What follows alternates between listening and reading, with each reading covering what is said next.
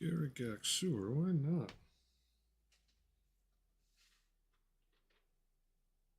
Rattling grind, maybe. Gray. Do those up.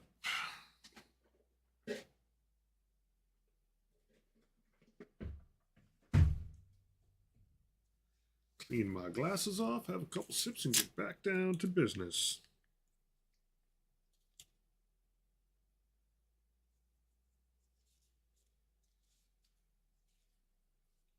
My Poxwalkers are, they're coming along. It's working. Another window open here.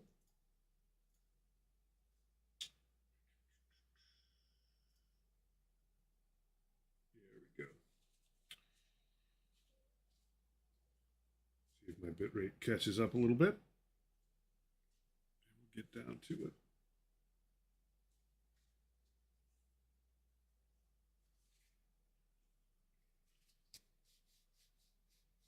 Alrighty.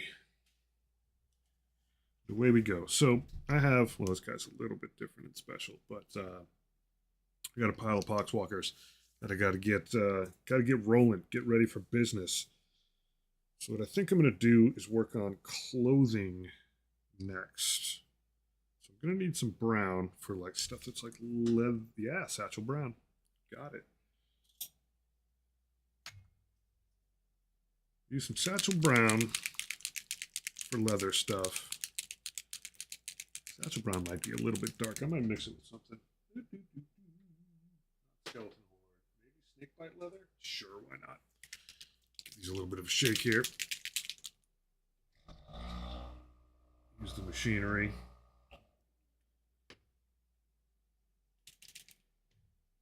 And then I'm also going to do clothing. That's going to be a mix of different things. I have some Garrigax sewer, some basilicum gray, some rattling grime. I'll probably just mix it up and hit a bunch of those. I probably should do the brown second because I'm going to do it quite dark.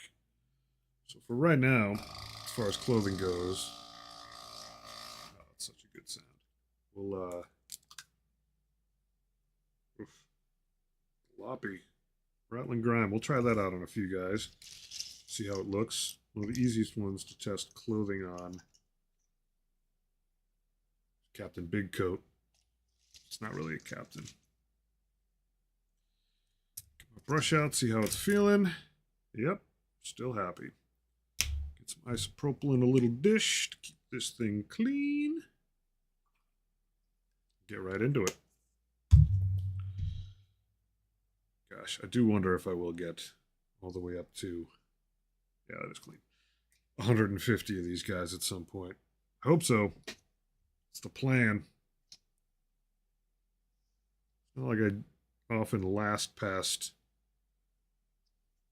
turn 3 in most of the games that I play because I show up so tilted. Oh, yeah, that's gross. That's good stuff.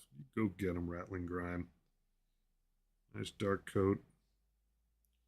Spread that out a little bit. That'll do. That looks cool in his long coat. Hey, Miati. Crowdfunding Poxwalker Fund. I mean, honestly, you guys basically pay for the models that I purchase at this point, so it's not that far off from the truth.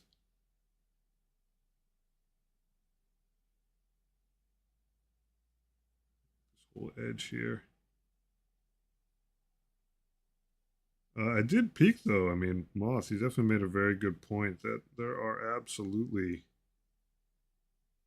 other games out there with heaps of zombie models floating around and that are not going to come in at the same premium price as anything from the workshop.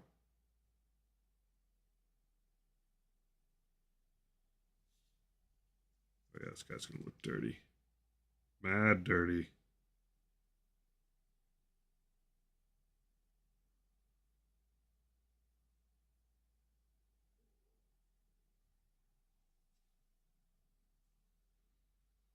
So yeah, I'll be looking around at different stuff.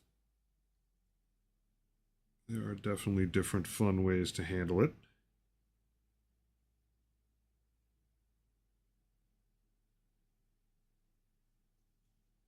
I actually got a lot of views on YouTube the last was it last night that I was doing this? People watched for like an average of a minute, but it's all good. I think they thought I was playing. Who knows? It was nice to see though. See that channel get a little life breathed back into it.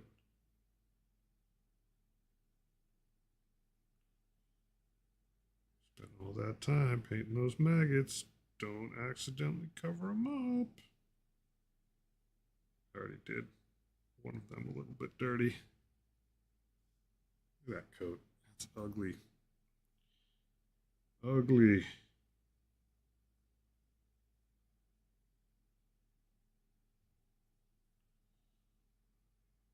You know, I do sort of feel like maybe I'll mix that with a little bit. Gary Sewer. Gary Gygax Sewer. Yeah, Saturday was pretty good. It was a lot of driving around and choring or erranding a bit. It was good. Yeah, I'll mix these together. But not too shabby. Went to Lowe's, bought some more soil. There's a Joann Fabrics nearby. They're like closing up, going out of business. My wife was there the other day. She said she spotted some basing materials, but that stuff was already like long gone when I went in there. But I got some other stuff. Did get a little bit of bottled varnish, but not much in the. Yeah, it's a little better with dirty brown. Garagak added in. Went to Lowe's, bought some soil.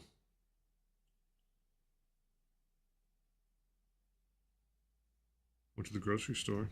That was fun. Bought food because you got to eat,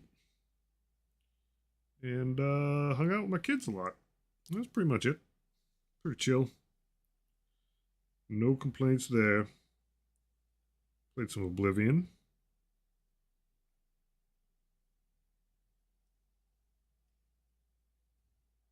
I think I pretty much finished the Black Hand Assassin's Guild arc already. Day 2. I'm gonna try to do like a full playthrough as a vampire and just leave myself roasting, which is kind of funny because like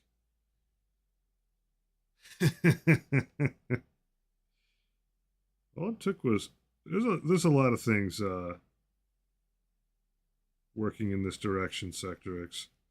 Knowing I'm going back to like a very 9 to 5 ish schedule on Monday, no small part of it. Um,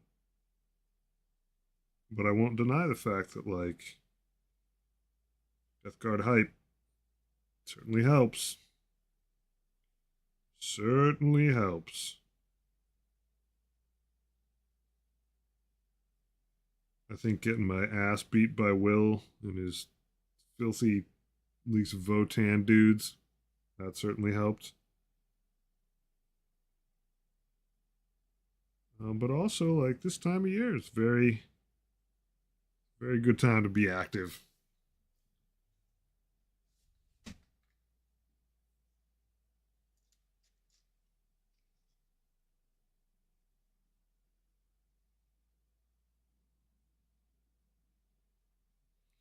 Yeah, I mean, I I don't think I can legally complain about microtransactions given how many of those I've specifically designed in my career.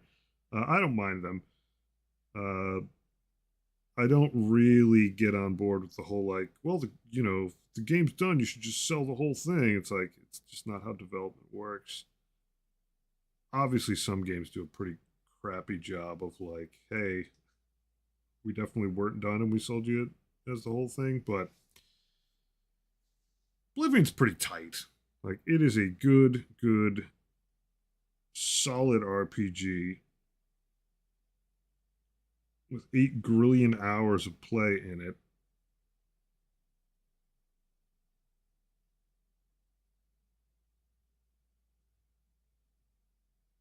And those bases are sweet.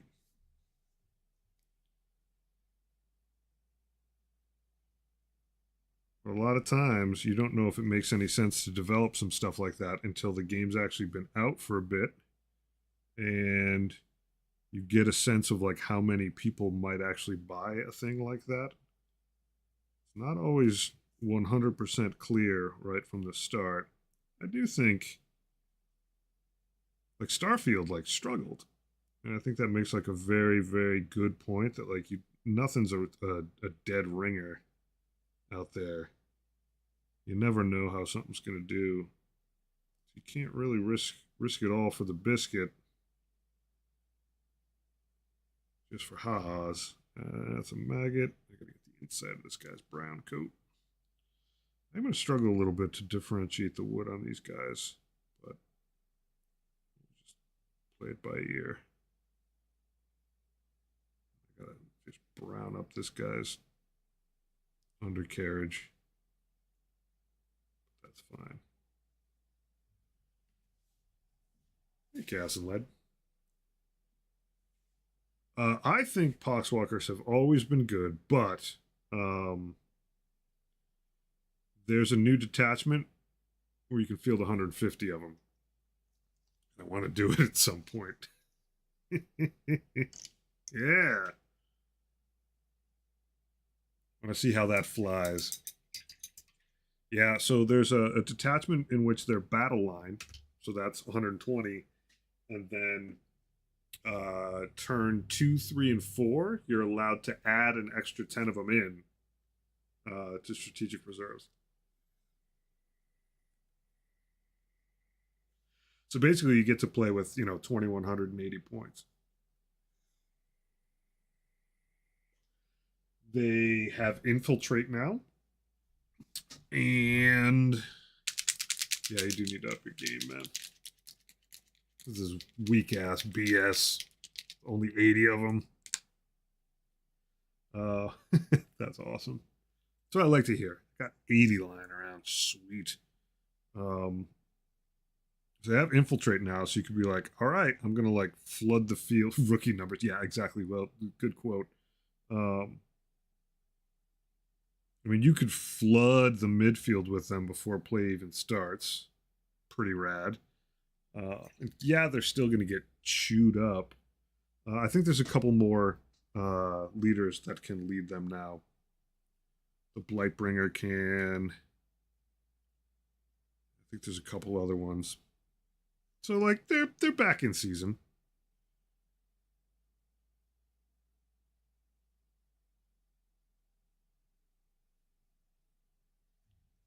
A little wet there, buddy.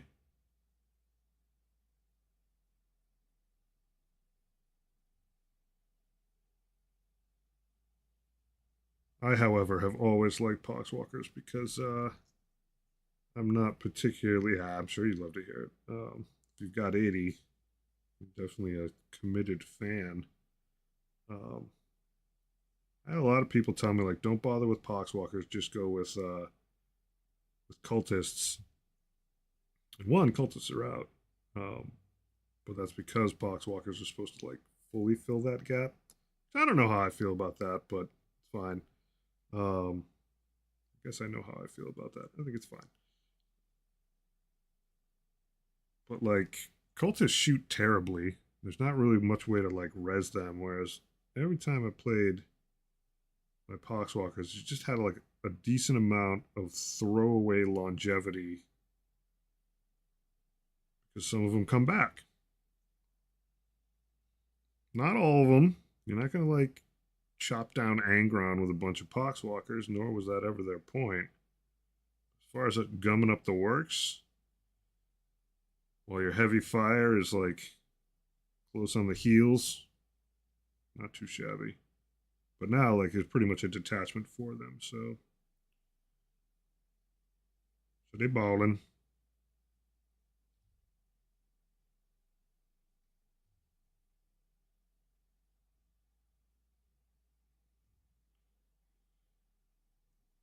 But I just find the models to be like so infinitely useful if you're into a variety of gaming things. Just like if you're playing D&D, like you gotta just roll up with heaping piles of zombies for some fights. It's like, all right, I got as many as I need, and they just for very nominal cost, they look good on a shelf, squaring off against all your other sweet war dollies. They're meant to be hordes.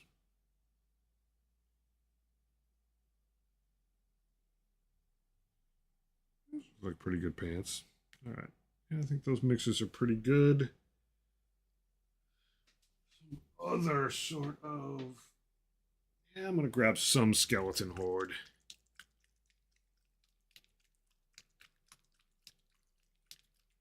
What mini is on my desk? You have 5 tries.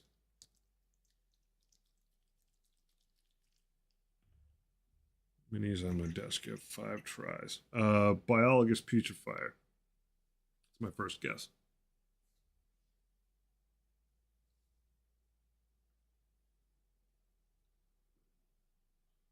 Am I guessing on something you haven't painted yet? Or do you just happen to have a mini there? Try harder. Try harder. There's actually no like better or worse, harder or less. Uh,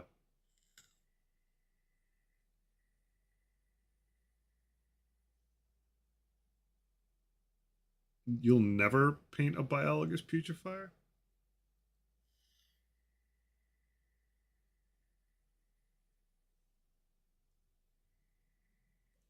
Oh, you never have. Yeah. Okay. So, okay. So it is a model that you never have painted. Um, Typhus.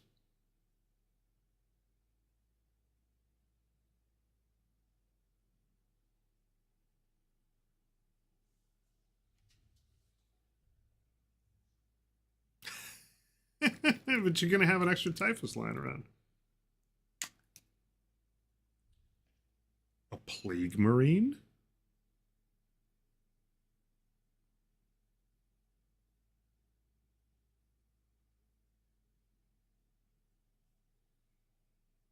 Third guess. Oh, get this guy's pants going.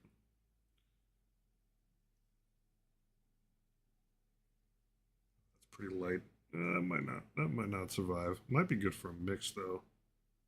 It's not bad if I lay it in pretty heavy. Chaos. It's an army I never painted.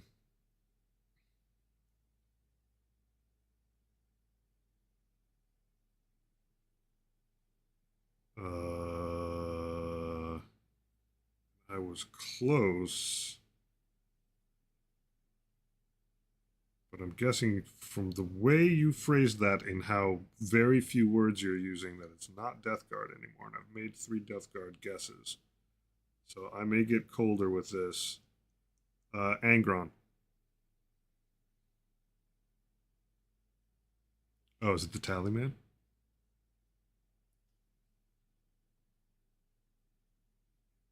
There you go. I guessed 5 times.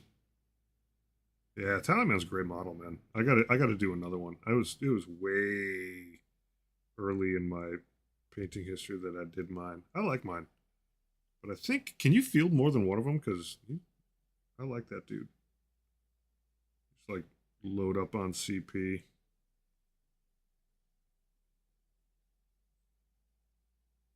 Yeah, he's a fun model.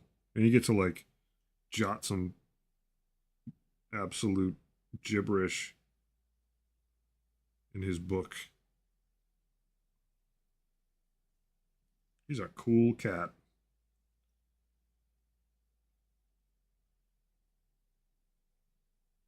Yeah, I'm not sure that that's brown enough. A 50-50 between Skeleton Horde and Garrigak Sewer might be nice, but I got it because it has. So I was going to say the exact same thing. What's cool about that model is he's got a bit of everything. He's got the shroud, so like it gives you a little chance to check out you know, what kind of color you want to do for like Death Trap Terminators and a bunch of other dudes. He's got a Nurgling running around with scrolls behind him.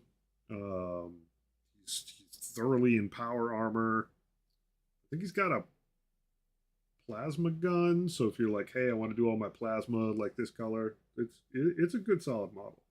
And he's got a bunch of doodads and gewgaws on him. So like a lot of the little fly icon and stuff like that. He's got some bling. He's also got skin. Yeah, that is a pretty solid like springboard model.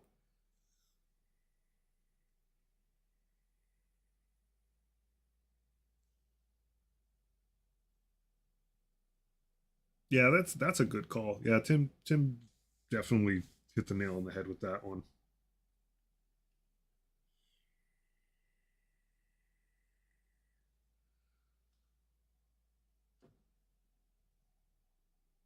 Now that I got 80 million things open, what do I want to do also? Flash, pellet bone. What else? I want the clothes to be subdued on these dudes. This is all shade up here. I don't want to go into like red. But I could go a little brighter, and then I'm just going to get knocked down with a wash at the end of this.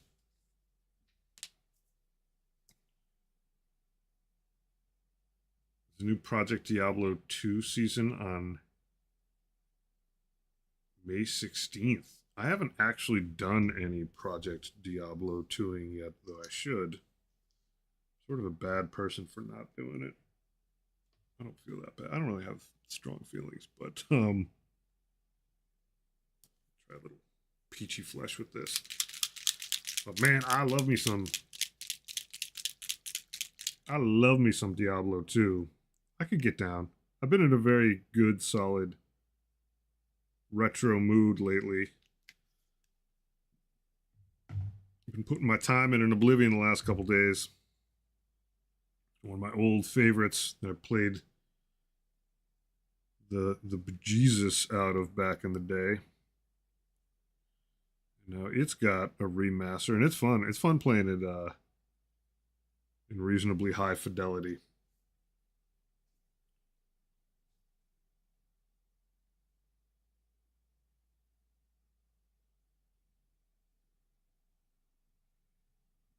So this whole crew, this 20 of them will be in fairly subdued colors, and then I'm definitely going to do another 20 of these guys like super bright colors for their clothing at least.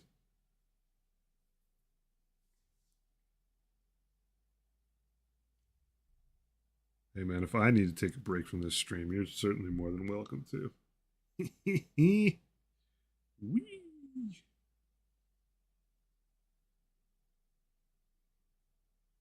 This guy's poor butt. He got shot in the butt.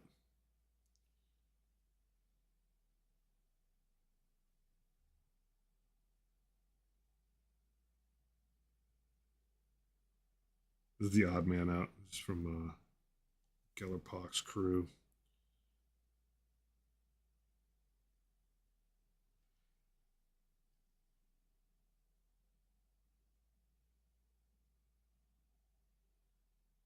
Got a different motif. We'll give this guy some red on his loincloth, though. Peachy. Let's go bright. Why not? Slaughter red? Sure.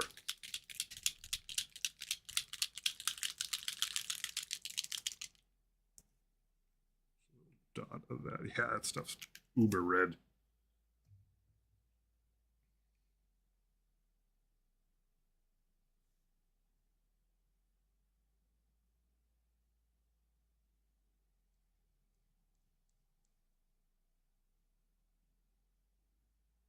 Send me to Legends, will you? Probably should have tempered it, but it'll eventually just get snotted up.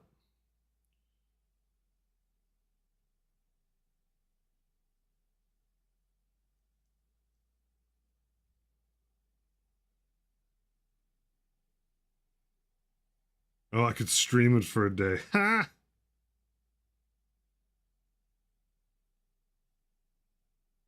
I haven't streamed much in the way of gaming recently. I did think about just popping Oblivion on the other night, and I was like, nah, you know what? I do feel like painting. Reinvigorated. Will be. Just dab a little bit of this in this bloody spot too. Just get the edges of these. Starting this coming week, I will be streaming a bit in my other persona, game developer. I have a business partner joining me full time. So now, a nice 9 to 5 schedule. My buddy with me on the regular. This guy's just a loincloth. Sweet. Do him up in red too. Yeah. He's a far better engineer than I am, so that's good. Basically, what we're going to do is just do our twice weekly big meeting, which is everything from game design to fixing bugs to talking about the future. We're just going to run that on Twitch. Just do it live. Gives like a extra fun reason to just be doubly prepared for the meeting, which is nice.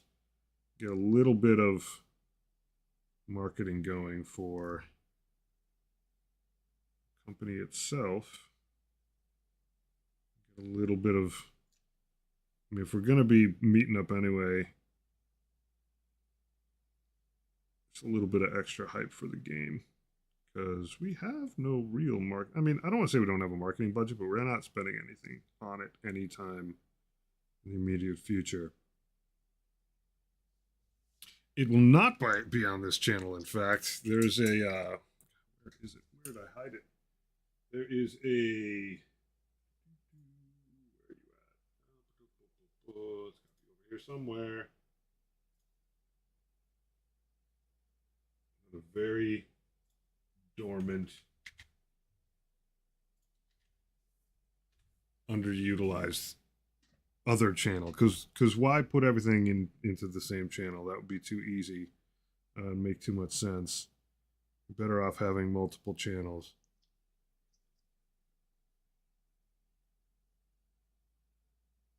It will be over there. And it'll probably be, I don't think we're not going to start with it tomorrow because I haven't really set things up for it. And I got to figure it out. Everyone who always like co-streams any sort of meeting, it's like you got to mute someone and not someone else. So I got to get through that all that garbage at some point. Yeah, thanks, man. But I think Thursday will probably be the first time we do it. I'm very excited because it's a very good friend of mine. It's my buddy Will that I Warhammer with. He's been following progress for quite some time, and I've been, I guess, pestering him about it for quite some time. I was like, sure is fun not having to go to any dumb meetings. You get told how to do your job by someone who doesn't really know what your job is. Or at the very least, if that's me, tell me to shut up and I will. So he quit his job. Yoink! So we're gonna do it, and the throughput should be like way better. Like he's a much more solid engineer than I am. He's still a very solid designer, even though he doesn't design tons of stuff these days. That's where he got to start. It's basically a better version of me than I am. So all things should go significantly quicker. with higher quality. It's not all me.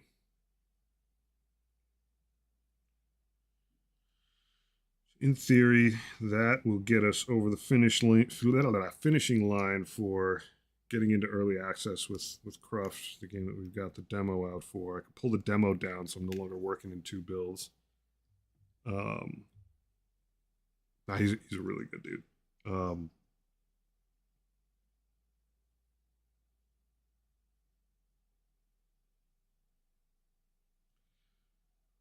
And then I know he's got stuff he's interested in getting cooking, so pretty decent likelihood we'll have one game that is like up and running and operating, and another one that's getting started. Well, that thing is on its road to launch, real launch. And hopefully we can just make enough money where we keep doing it. Very hopeful. A lot of hoops to get through to do it, but the short and sweet business model is that when you keep your overhead pretty low by not having an army of people collecting on what you're doing, and in theory, maybe, just maybe,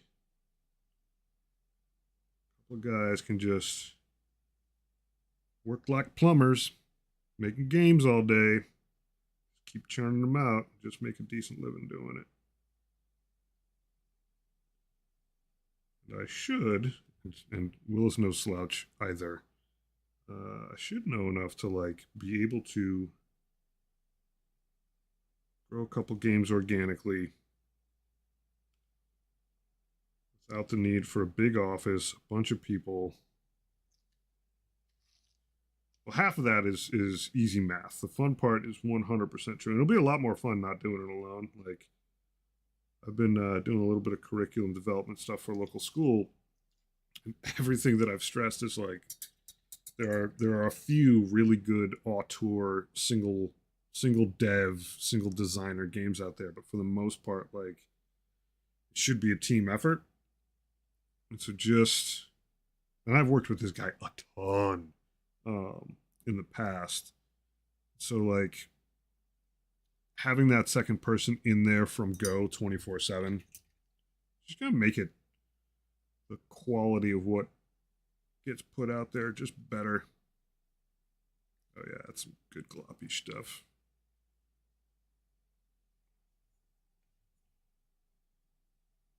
Design in a vacuum is like can be all right, but more often than not, the marriage of a few people does a better job.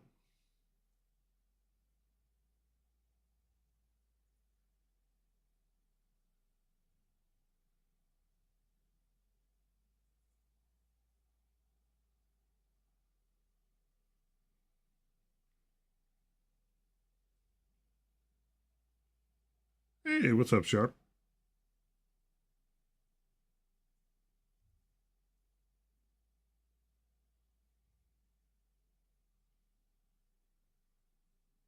All right, these boots are going to be dark. They'll either be black or like brown that I got. Sigor brown.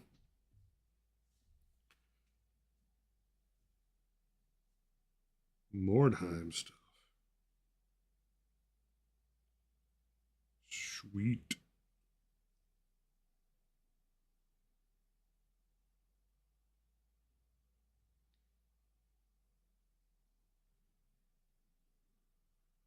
I'm going to give this guy fairly dark knee pads and fairly dark boots. Go over these so I don't end up with any weird lines on them, and then I'll hit them with something else in a minute. Something additional. You know what? I'm going to do that right now. I had these. These have been sitting on that shelf, hiding in the background quite some time. And I knew I had a few bonus characters lying around. I was like, I bought a couple of eBay lots a while ago. I basically had forgotten about the fact that I had 20 Poxwalkers chilling. So when I went looking through, I was like, oh my gosh, I could just get started. I don't even have to pause, don't have to think about sourcing. I could just start painting Poxwalkers. So try to crank through this 20. I'm essentially speed painting these guys. They're not going to be. These guys are not meant to be super detailed. This will get me up to 50 because I've already got 30 kicking around. And then as I can, I'll find more and more and more and more. So I'll eventually get 150. Play one frightfully poorly designed army.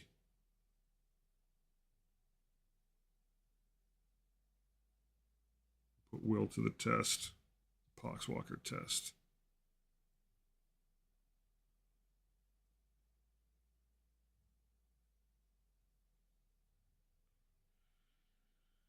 Yeah, that's filled up enough. I do love me some Poxwalkers.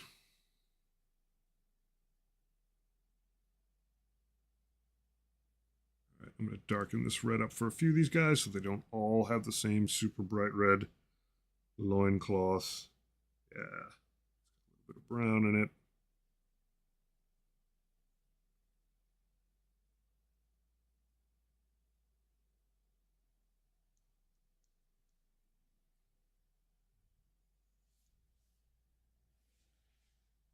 Yeah, it's as far as speed painting goes, like it is not too shabby. It's not a bad fate to pick Poxwalkers. There's enough variance on them, even if you're just doing only Games Workshop stuff. And I will almost certainly dip into other franchises, properly sized zombie models at some point. But I like I like the Poxwalkers. They're like just cool lads, good boys.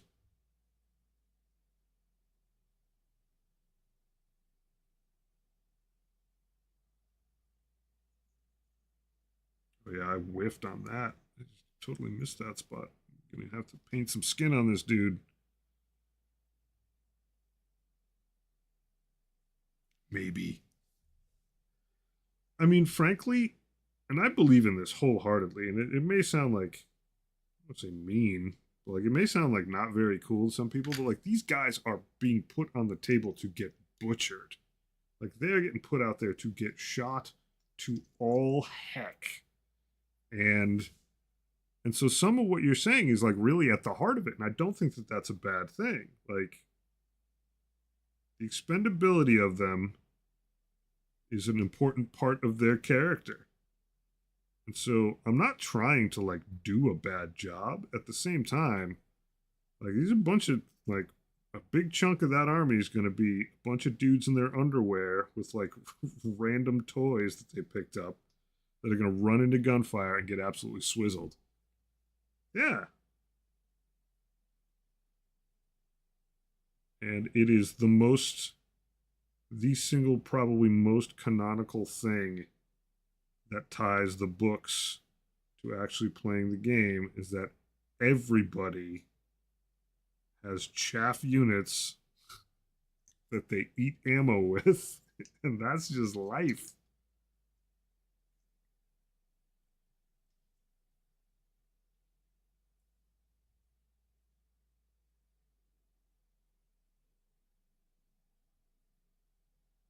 Everybody sends some poor schlubs into the fray. And I do hope that by playing a very Poxwalker heavy army, I'll get my head around that a little better. I mean, even psychologically, to take a little bit of this, because things are supposed to die in Warhammer. Like on the table, absolutely, things are just supposed to get butchered. Um, and so you have to like steel yourself for that. And I'm really good in Blood Bowl because it's the game's rules are so ridiculous that like I was actually talking to Will while we were playing. Like, what if we did like hybrid Blood Bowl rules, where like if you roll um, on an advance playing Warhammer, like there's a chance the unit just dies and your turn flips over. Like, I'm totally cool with sacrificial units in Blood Bowl because everything is just so high test. Like, you screw anything up, turns over, rolling injury tables and stuff. I need to get that way with Warhammer and like intentionally screen and sacrifice with some guys and be less married to their survival. Somebody's got to do it. Clean this brush up a little bit.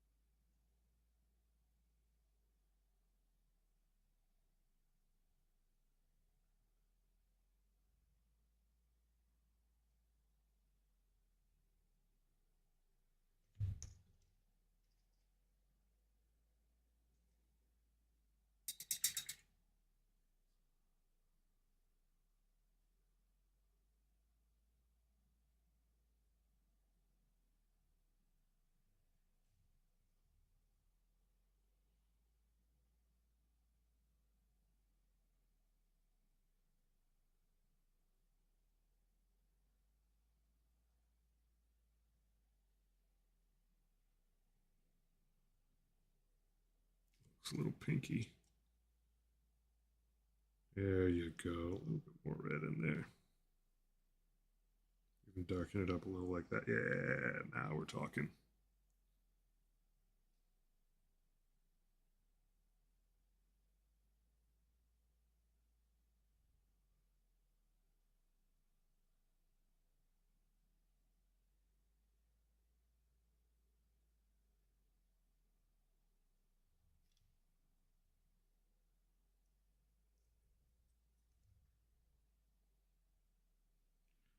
I love my poor models, each and every one of them.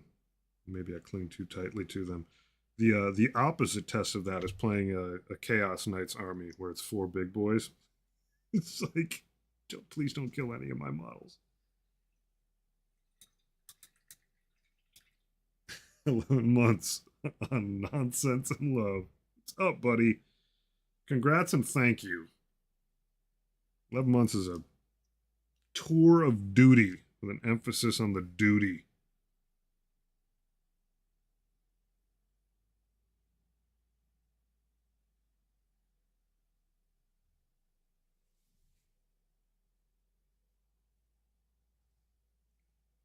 Ciparino here. What is good, Depot?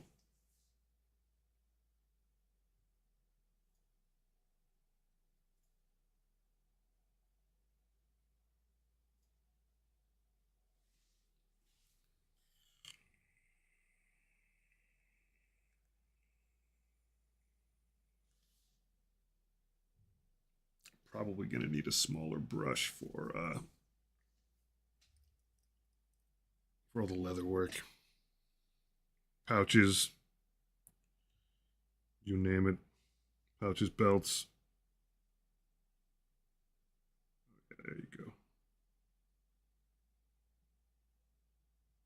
This is my stealth Poxwalker unit. But just chilling out. Normal looking clothes. Just a little dirty.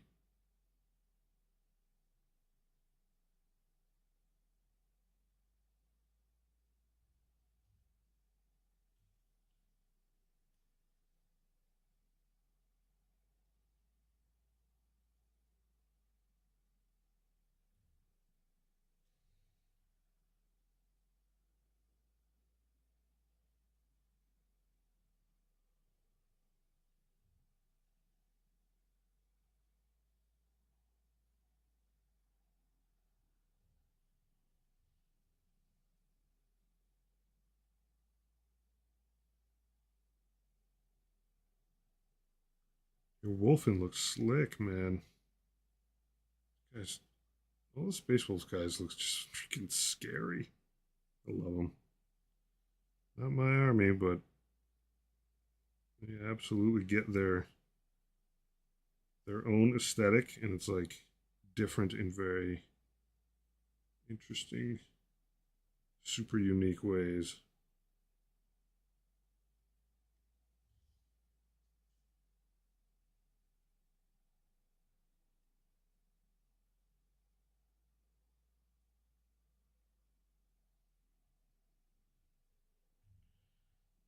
Do some more. Oh, so gross. You're so gross, buddy. Just do your thing. Accidentally hit a maggot a little bit. That's okay. Gross. Just want a few little spots of white to sort of stand out.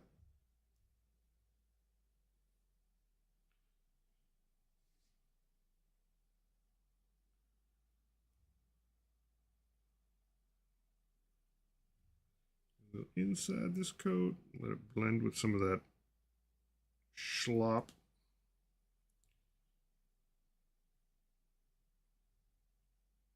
Oh, yeah, buddy.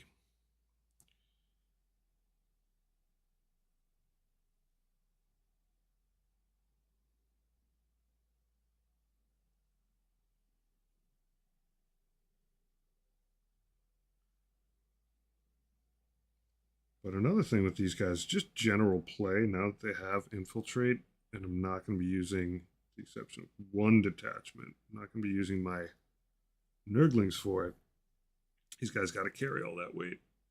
I need some guys to be popping their heads up in the middle of the field while my slow ass crew in shambles upfield.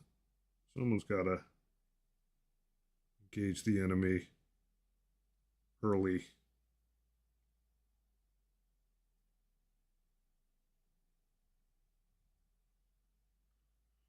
These guys are down for the cause. Oh, big stretch.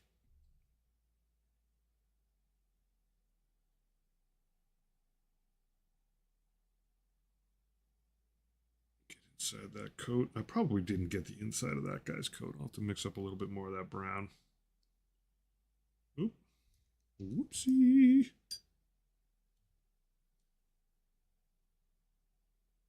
There you go. Clean that maggot up a little bit.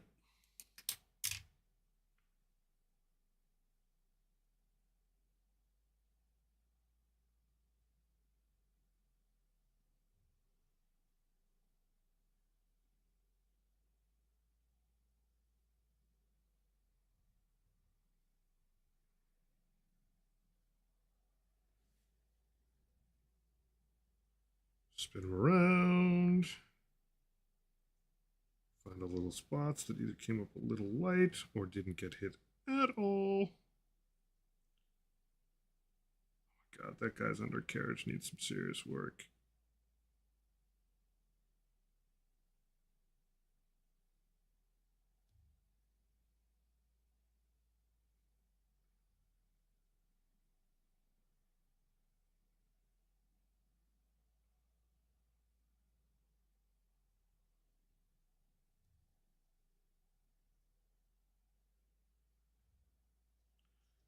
So much stuff under this coat that I didn't hit. It's Trixie.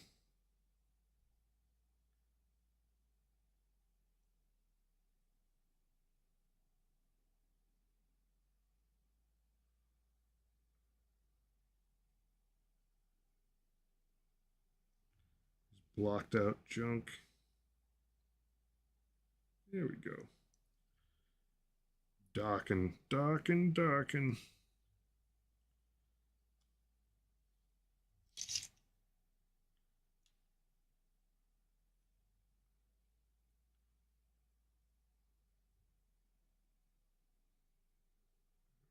Got it. Always creepy. Sneaking in there with the brush, trying not to bonk every last bit. I think I did all right. I think I did all right. It's dark in there.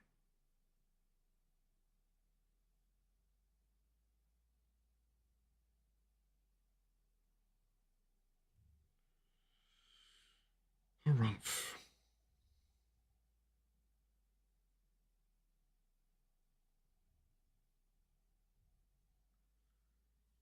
The more I look at these guys, the more there's.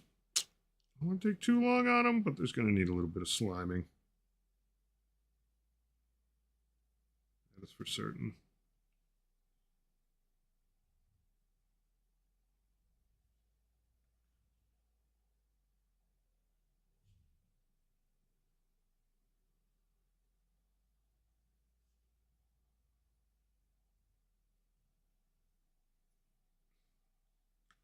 They'll get a little happier once the metallics go in there.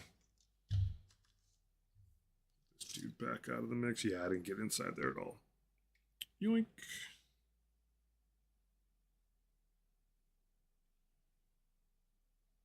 Here we go again.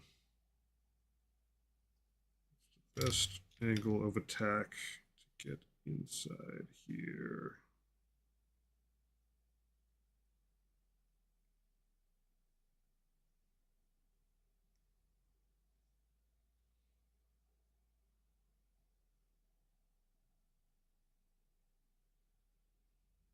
It's funny because they did like a total mailed in job underneath here, like he's wearing a squared off concrete diaper. And then they hid two maggots all the way in deep. It's like, guys, really? Really?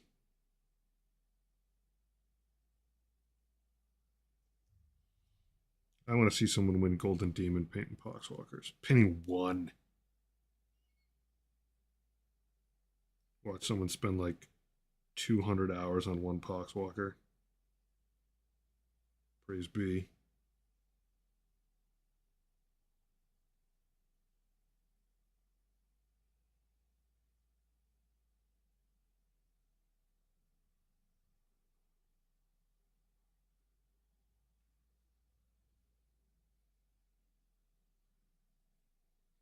Okay, I'm very confused. Look at the sprue for tallying, man. Well, in a second, bud.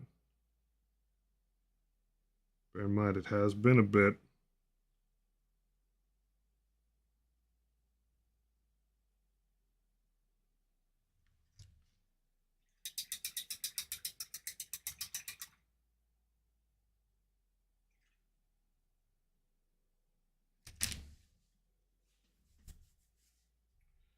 Do, do, do, do, do, do, do.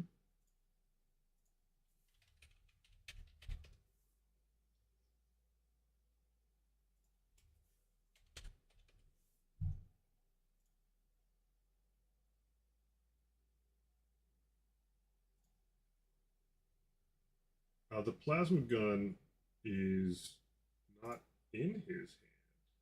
I don't believe.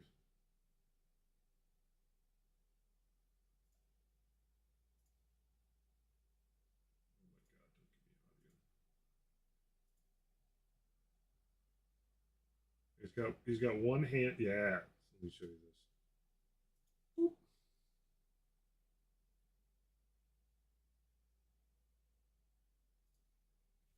Plasma gun is behind him right there. Those two hands are the bone. Oh, the Poxwalkers absolutely have. It is known they have like an extra half to 2/3 of a plague marine on it. Like if you buy a ton of Poxwalker sprues, you can actually cobble together pretty much an extra plague marine out of them.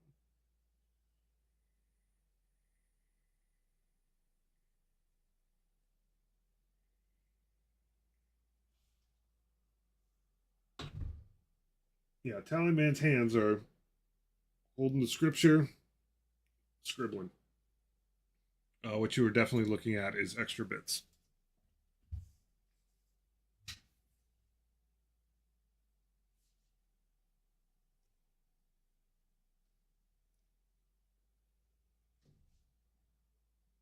We get extra little fixins. Papa Nurgle's generous.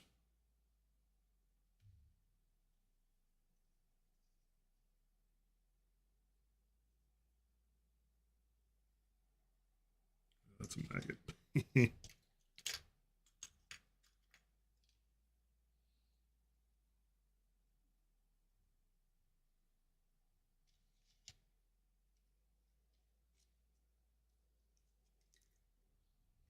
Mozrog. Beastbuster. Squigosaurus better. I don't know, man. I have to look those guys up.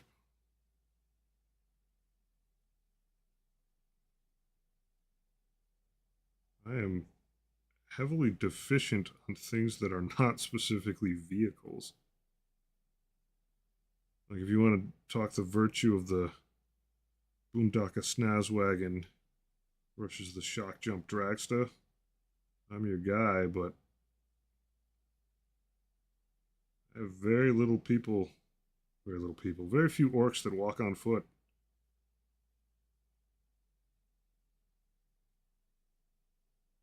Look them up.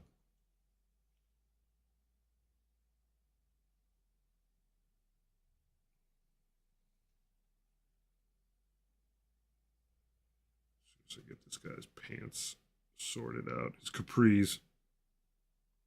Like I'm gonna have to do some of these guys just like straight up beach clothing.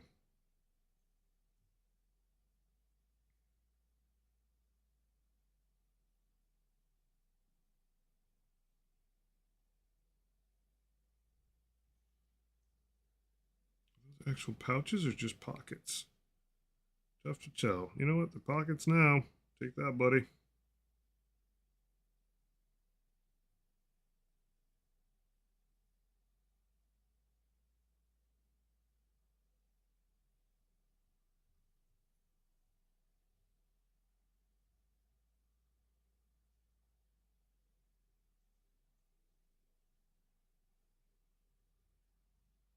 Just as a giant meme. Yeah, I mean, seriously, like,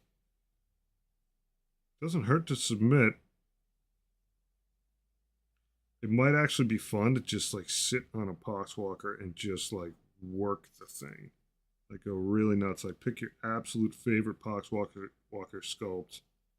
And like obviously you could just like, hey, I'm gonna run this quick and just submit it, make it purely memey, but like at the same time, it, Poxwalker's a noble job. Deserves an entry.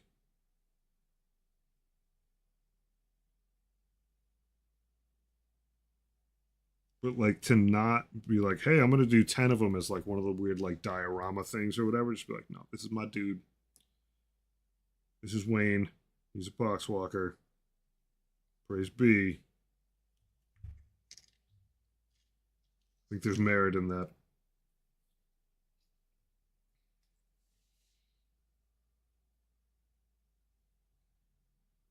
All right, now we're just blending. I don't want to say arbitrarily, but I gotta tell you, just one single Poxwalker. Just like, this is my guy.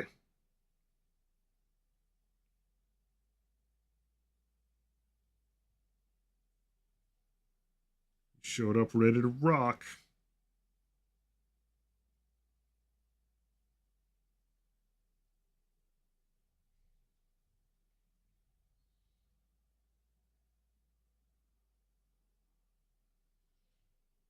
Model's a model. It'd be so funny if someone won with it, though. Everyone else is like just dunking out Fulgrims left and right. Yeah, but summer fashion isn't everything.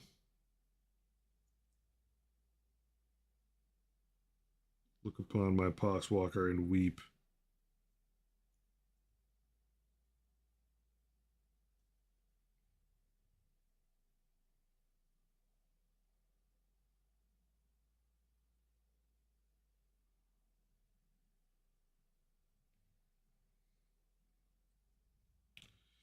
Where does that boot begin? It's tough to tell. There it is. Those pants are cuffed in. Not cuffed. Squeezed in. There we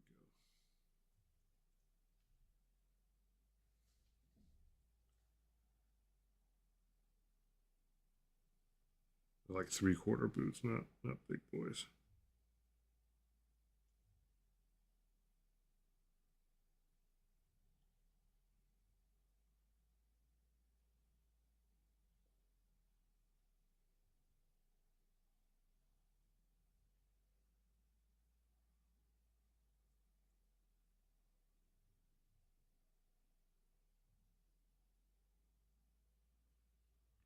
Tap, tap, tap, tap, tap. All right, grab some slightly darker stuff. A couple dabs on these knee pads. Might actually have to grab some black. Contrast speed paint black.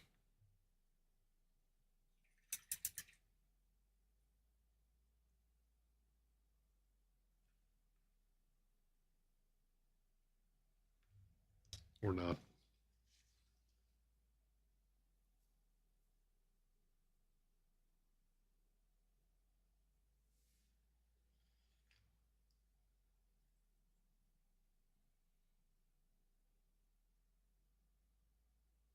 All right, that's a little thick. I'm gonna have to move that around a bit.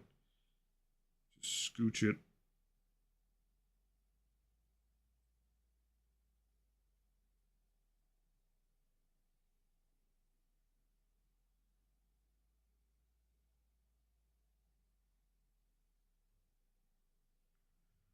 Who's that man with the chocolate pants?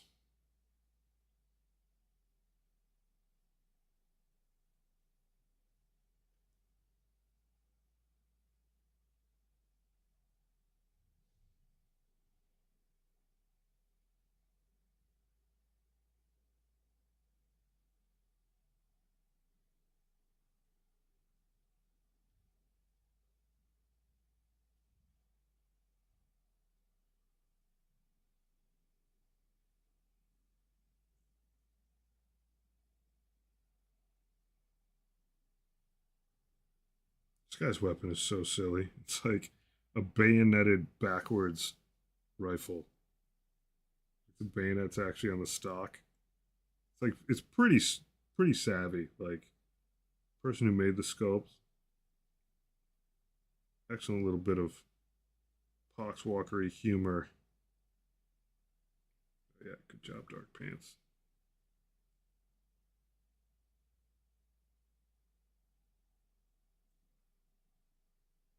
Yeah, you're looking good. You're looking so fine. Right, the last two guys I have are these dudes. And I've seen people do them as prison jumpsuits. I think I'm actually going to do something with blue here. God forbid.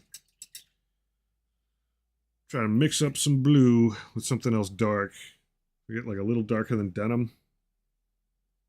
Just for laughs. Some grimy denim.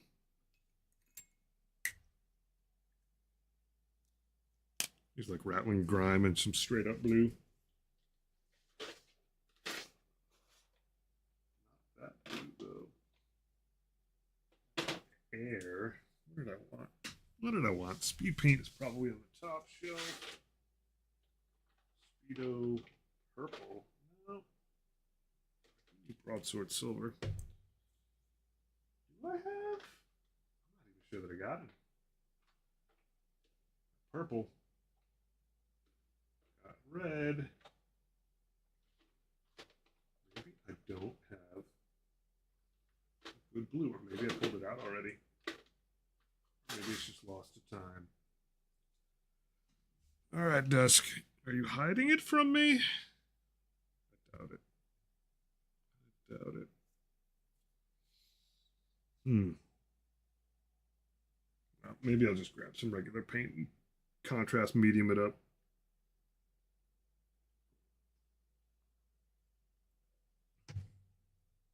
I think I'll do that. Let's see what we got. Oh, blinded my eyes. Royal blue, why not? No. Thunderous blue. Don't think I've ever used this. It's the case for most of my blues. Let that mix.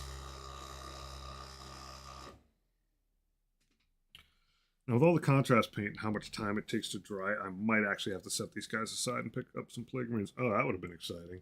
Whoop. Glad I didn't just immediately flip the thing and go nuts. Get that cap out of there. Yeehaw.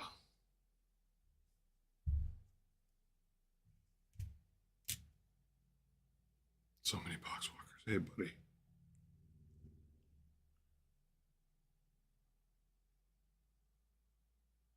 Wow, this is coming out like a turd. Fitting. A little poke here. There we go. Now you're expressing yourself. Oh yeah, that's some nice drab blue. I'll keep that out because of being a schlob. And I will get some, add some basilicanum gray to it. Give me a certain amount of contrast medium into the mix.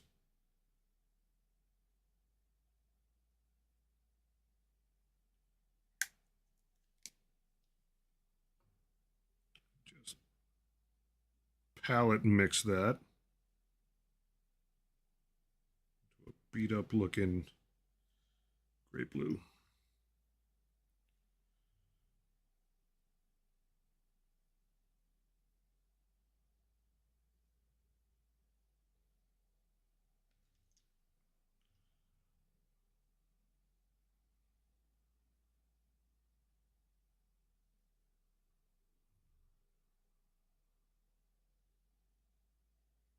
Might have to add a little extra contrast medium to that.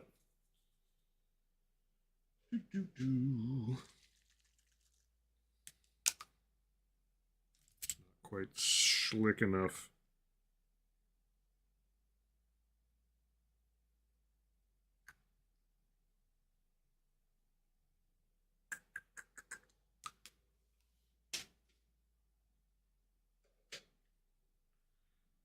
There we go. Now you're slippery.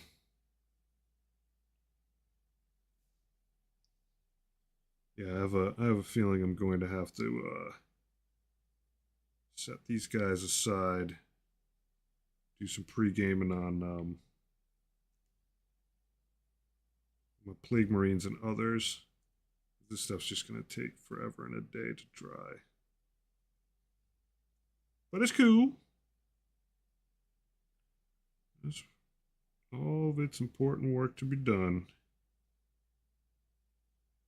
That is the top of your boot. All right, let me clean that up. Zoop, zoop, zoop, zoop. Zoop, zoop, zoop, zoop.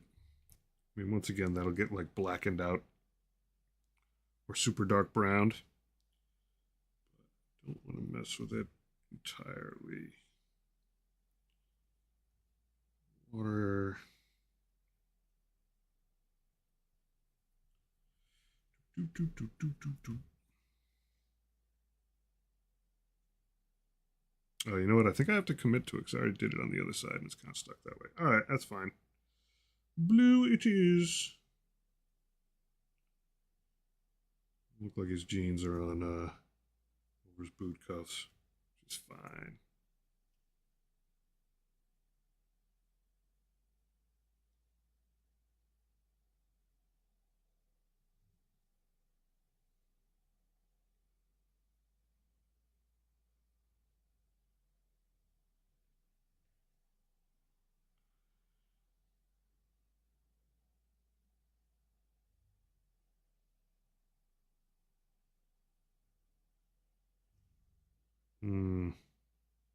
Still shirt.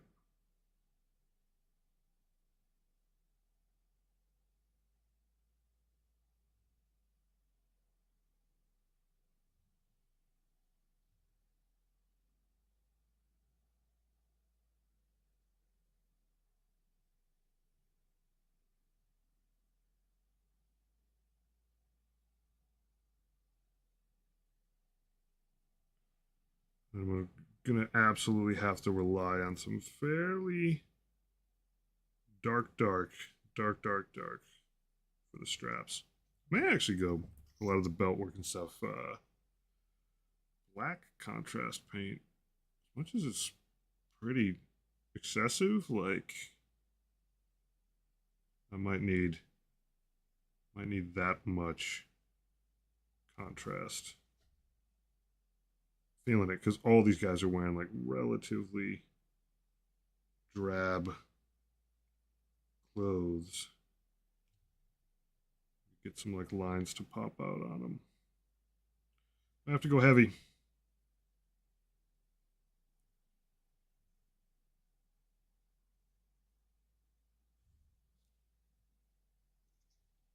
Maybe go white on the face mask. I'm not going white on the mask. This guy will have the tall boots.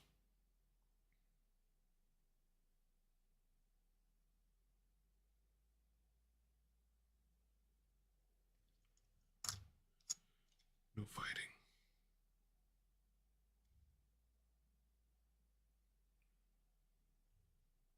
Hopefully everyone out there is having a dope weekend.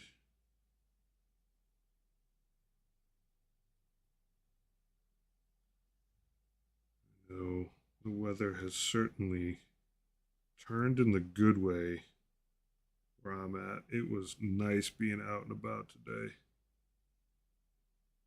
Not too hot, not too cold. Hey,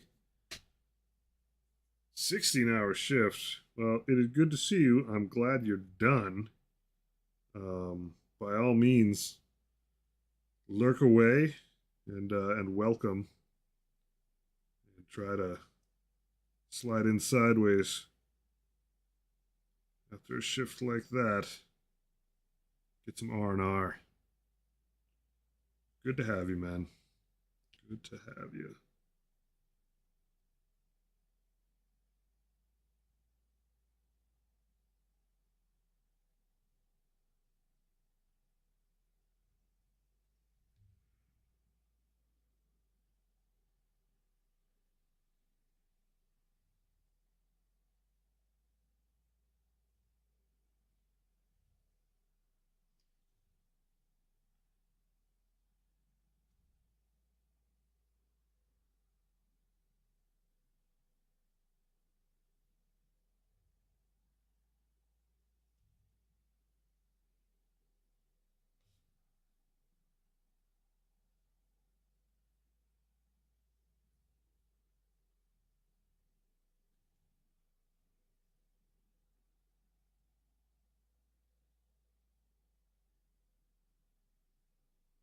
These guys are gonna be funky. Funky.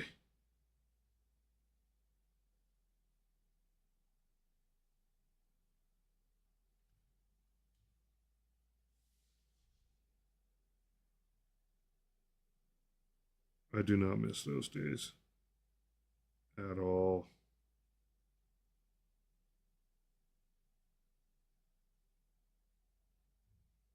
Like, I suppose in retrospect, it's kind of neat when you get into that zone and you like, if it's going well, it's kind of neat. Uh, but I'm not sure that it's so cool that you need to do it all that often. Trial by fire. Not so busy Saturday, according to the books. Spent half the day putting out fires and running around. Yeah. First pub close open. Yeah, so that was fun. 12 p.m. to 2 a.m. 8:30 to 2:30 today. Yowza. Yeah, so like you just kind of like you don't even land the plane when you get home. You just sort of skid a little bit on the tarmac and then you're back at it again. I'm gonna set these Poxwalkers aside over here and let them chill out. P dubs. Yeah, that sounds, I'm not gonna lie to you, that sounds pretty miserable.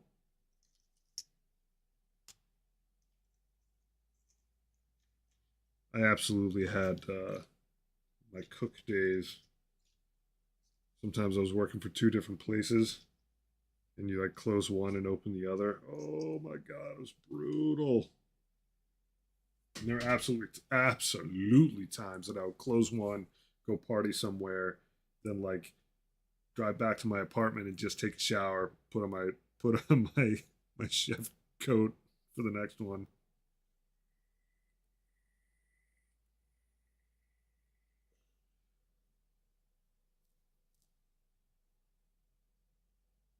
Back in at 10. Yeehaw!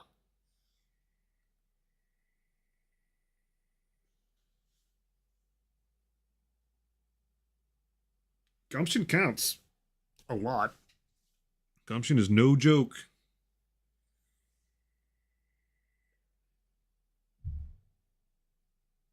All right, let's see. Plague Marine. Plague Marine.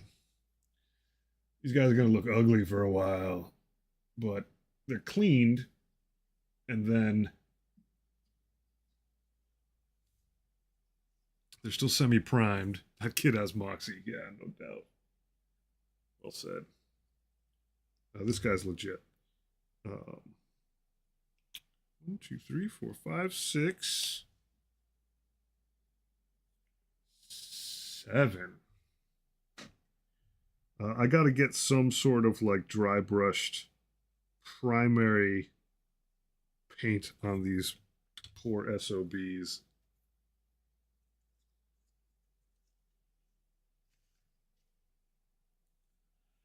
As a retail manager, yeah, for pubs had to close shop. Yeah. Brown paper envelope jobs to fill the void.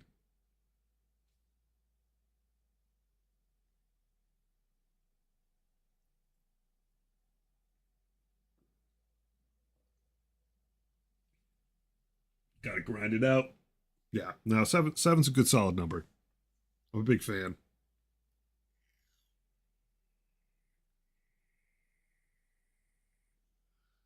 Question is, do I prime the same way I went over there? Well, not prime, but base coat. I'm just gonna like dry brush base coat these guys and just let the shadows do their thing. I might want to go like one shade, either lighter or darker than grotesque green. I'm super close to the mic. I'm right on top of it.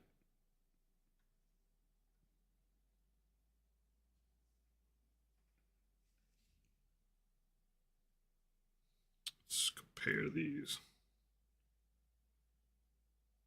Oh, it's totally underrated. I'll go with necrotic flesh. Now, obviously, I care a bit more about my plague marines and my poxwalkers. Um, these guys are one eBay specials, and two, I know I have a lot more coming. So mostly what these guys are for is to just sort of fill in gaps in terms of how I'm putting together different. It's a little bit darker. Sweet. Different units. I do care. Yeah, oh, this guy needs an icon. Good to know. I'm a big fan of like a dark gray primer, and then is that going to be too red? It probably will be too red. And a lot of times I'll just dry brush lightly white. I may actually grab some white after I do this base coat on them. Scoot some things around for exactly that reason. Drop tweezers and shite. I do not need this wet palette, so I'm gonna close it. Just to bring up some detail, like some straight up white, lightly dry brushed over whatever you primed. It's a lifesaver. Yeah, Nurgle's doing all right. I got no worries. Living large. This will be fairly heavy, intentionally so, and just all over the place. Now it's light enough, even though it's green. It's not easy being green. It's light enough that it does look hella brushly, but that if I want to go over it in white, I can. Is that? And the question is going to be whether or not this paint actually sticks. It's definitely primed, but I'm going over black right now. So I'm almost done building my son's orc army for when he gets home in a couple weeks. Yeah, just need to find a war boss with an attack squig. War boss. It's an attack squig.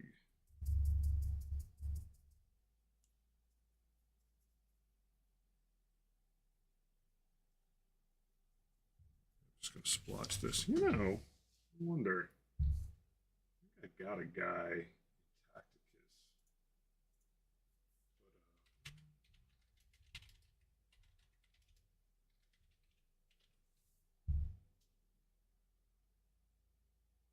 Is that model old? That's the question. I think I've seen him. It's a guy. It's a guy with a claw, right?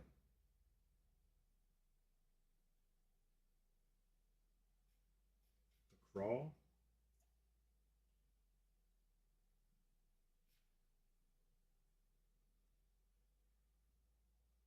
Wait a second. There's like.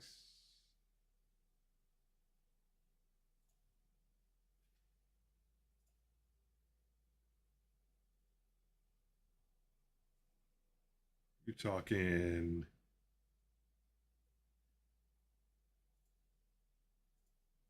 That dude? That's a wild model, man. Look at the teeth on that.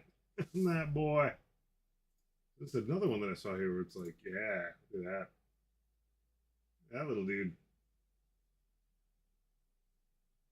On a chain around the wrist.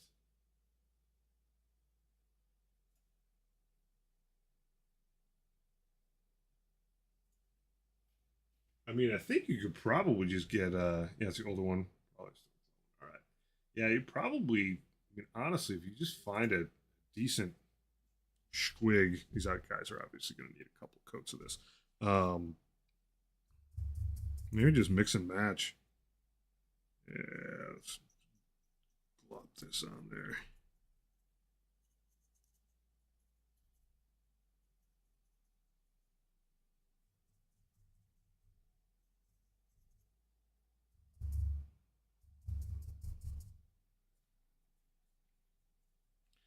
So I'm not sure I'm actually going to add much white to these guys.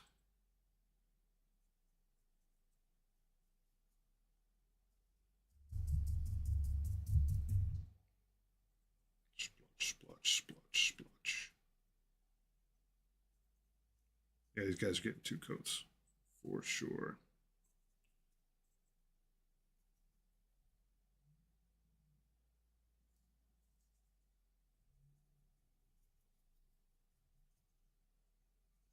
Hey, Shiny Mew.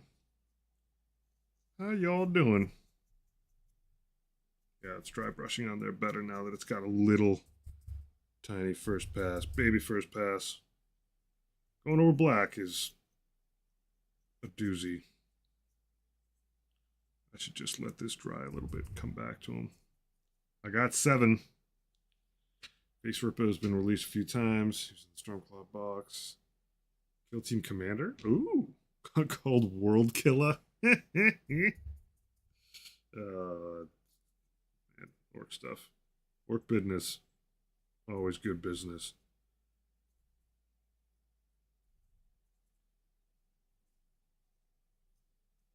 I wonder if I will need a tiny or dry brush too. We'll see. We'll see. I haven't been on Monster Hunter for a little bit. It's been a bit. I'm not exactly sure. You know what? It was a pretty crazy combination of uh April vacation, which when you have vacation for your kids, you end up hosed because they're around all the time. Into Easter, and Tacticus was taking up a lot of my time, and I didn't have a lot of time for mobile games.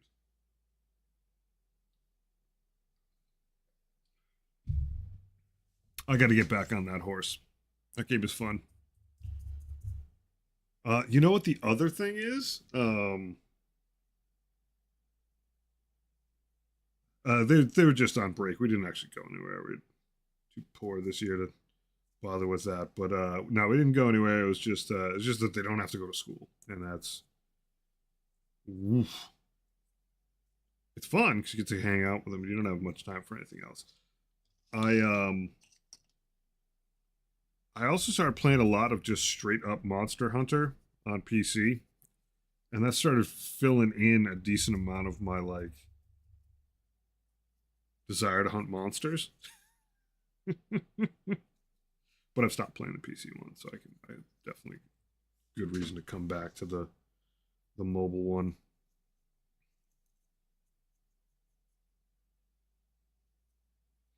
Brush, brush, brush, brush, brush, brush, brush.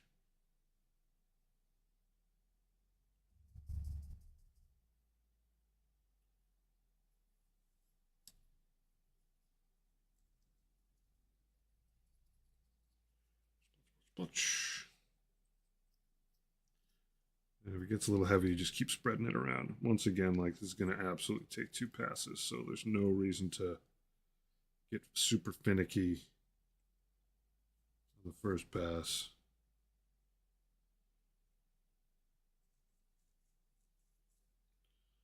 But this dry brush is like a little big.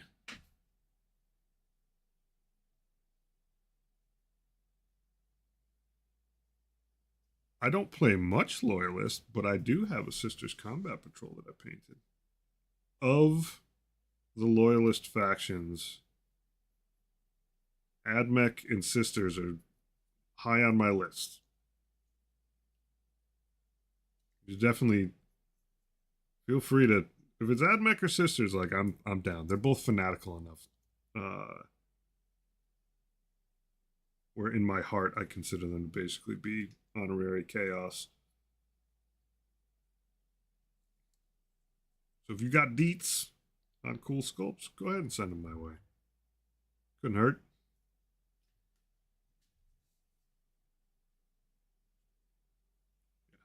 Second pass on these guys will get addition of a tinier dry brush. Just splotching in.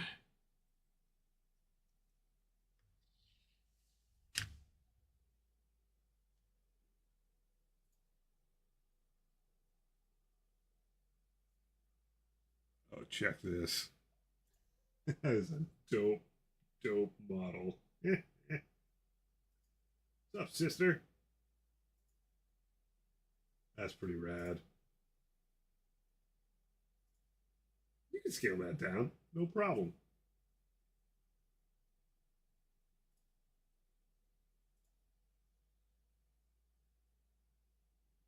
Oh, but I'd have to paint eyes. Take me back to the eye painting.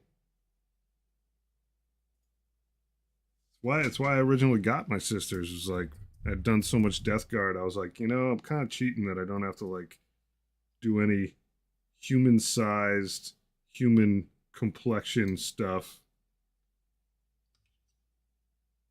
That is a very cool sculpt, though. I dig it. Thoroughly distracting for the enemy as well.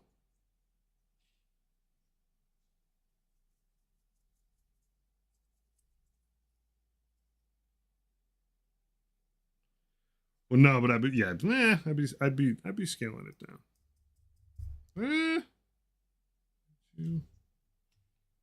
Yeah. I mean, it's all relative, but I'm just not good at eyes.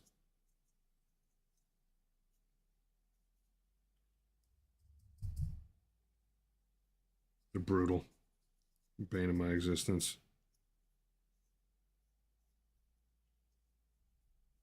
Splotchy, splotchy, splotchy's how we're doing this.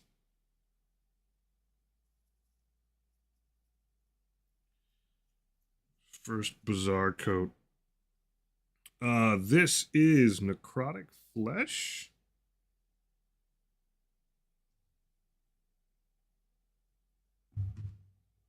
I'm just trying to like walk away from that original black that's on there, and plus because these guys are thoroughly eBay rescues, they're kind of all in a different level of, now that they're cleaned up, different amount and color of priming.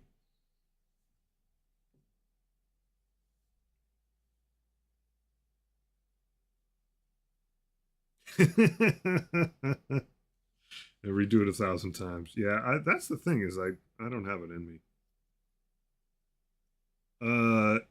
So Moth, way back in the day, I made an eBay buy, and these guys have been sitting on my shelf. These guys have been just sitting on my shelf. This is one of the, in the same flurry that I got Lord of Contagion back in the day. I've got a sorcerer over here.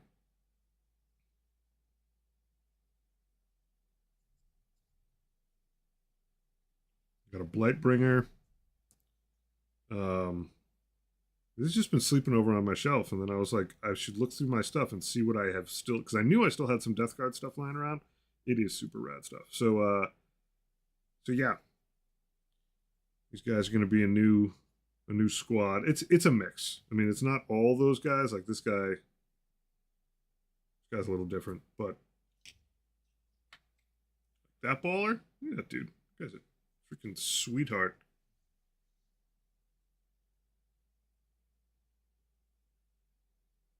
1,000 ways to make a light bulb. Now I have 999 ways not to. That's a quote for the ages. That's how I feel about a lot of things.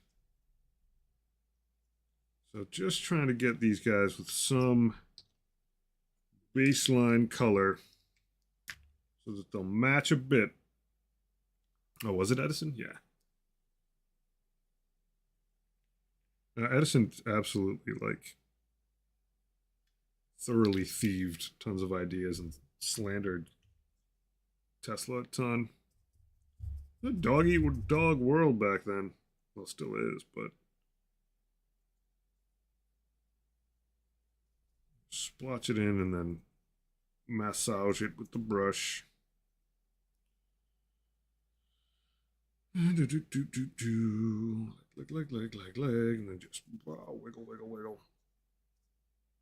And it'll get 2 passes of this garbage. And at that point, I feel pretty good. Yeah, it's our topical's absolutely fine. Don't you worry a thing. You get topical all over the place. Talking about hunting with slings last night. Like, psh, topical's dope.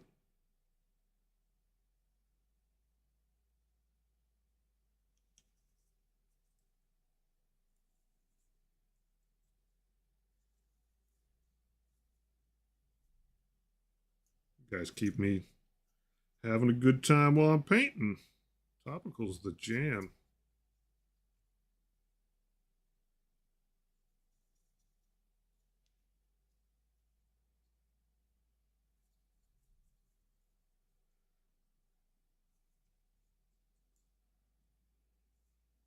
Spin, spin.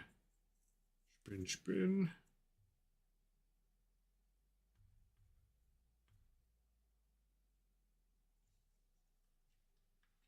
So I think I used this color very, very similarly on my Nurglings as a very first pass after priming them, and it worked out pretty well. It was either this one or the next shade over, where it's like it's light enough. Oh, you know what? It wasn't this, but it was the there's a I can't remember what it's called. But my pot of it is almost dried up. It's very like barely green added to flesh color that Citadel has. But like for the very same purpose, where like you're lightening everything up, to getting a little bit of hue to it, and just having that underneath stuff, pretty nice. Ambushzilla, hi, I'm nearly 40 and newly got back into 40K. Played when I was 16. Sure, it is an amazingly rewarding hobby. I am 48 and I just got into 40K 2 years ago. Um, I love it, man. Absolutely love it. Super fun hobby all the way around, no matter which aspects float your boat the most, be it the painting, the arbitrating rules with people trying to understand crazy arcane rule systems, rolling dice, building. I've met so many just like genuinely unique people doing this. There's people who are just like, I just like building. And that's it. It's like, hey, have fun, have a blast.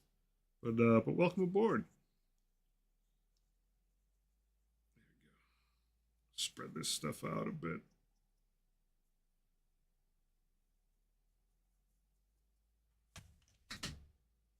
When in doubt, play orcs. That's true. I agree with that.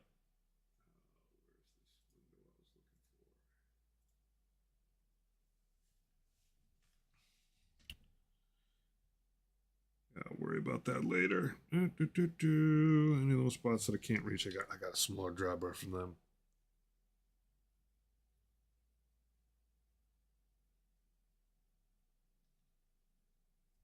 do like good puns.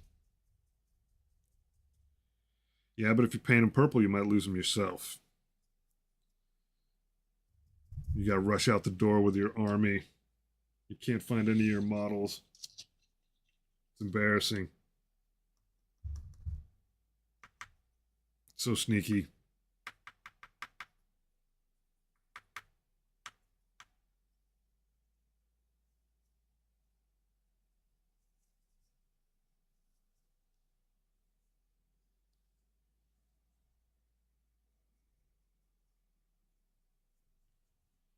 Yeah, orcs are definitely like super fun. Take a day off from being too serious about it. Everything's baked in to how orcs work. Any of your shots hit, cause for grand celebration. You get to call a wah, which is just like a genuinely like wholesome, awesome gamer moment. Like they just give you a trigger to pull for that.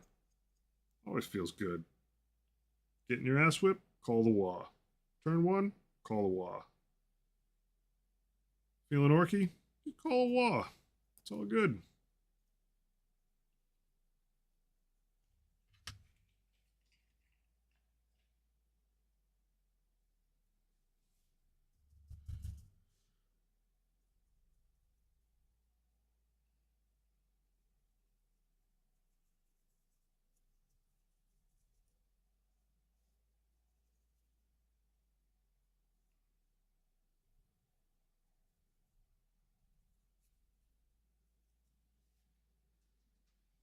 And play boarding actions call to there's an orc detachment right now in 40k that gets second wah, I believe.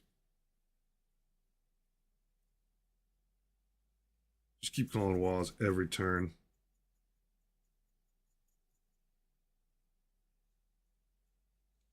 That's right, space wah and regular wah. Very well said.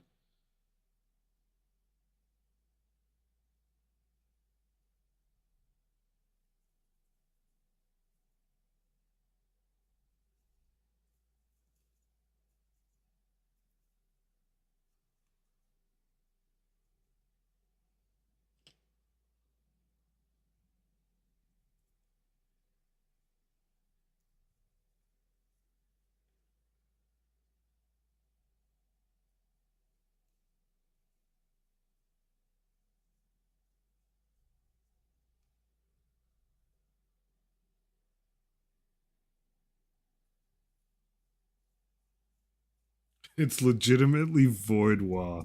I think I looked that up at one point when we had discussed boarding actions. So I was like, huh, what could I do? What boarding action crews could I put together? The void wah. It's so good. Gotta have a void wah.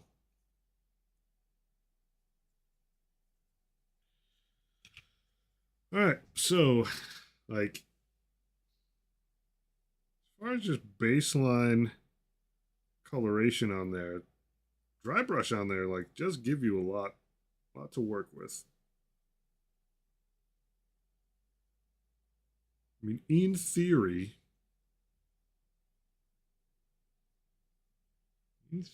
there's like a bunch of metallics. There's tentacles. There's stuff like that. There's things on here to March 21st, 2020. It's 5 years old. At the very least, like this gives you a very good starting point. It looks all scritchy, scratched up. I ain't done. Like these plague marines are not going to be quick. Like yeah, I'm batch painting them, but they're not going through. I'm not using a ton of contrast paints on them. Um, they're not they're not going to follow the same um, orchestration, let's say, as those Poxwalkers. Let's get this bunch of this stuff out of this dry brush real quick. So they are going to get a second round of dry brushing. And with that, it'll be a much I don't know if it'll be a tinier brush. It'll be a different brush. Don't know if it'll be tinier. Now that I think about it, that one's not clean at all.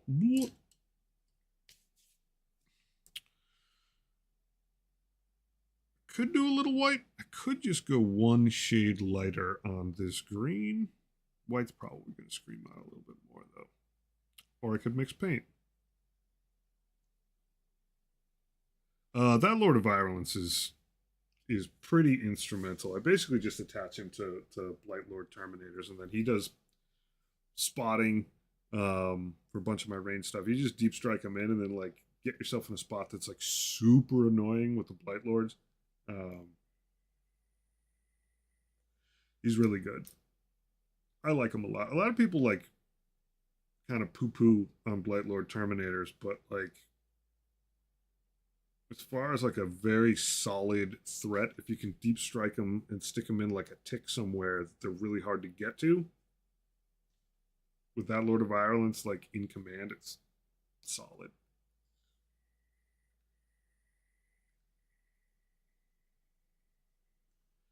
Black and gray undercoat, plague bearer, scratchy, DG green, a small layer of Nurgling green on top. Yeah. Finishes with a yellow wash, super gnarly. Interesting. Well, especially with the black gray underneath and not doing the whole pink jammy jam.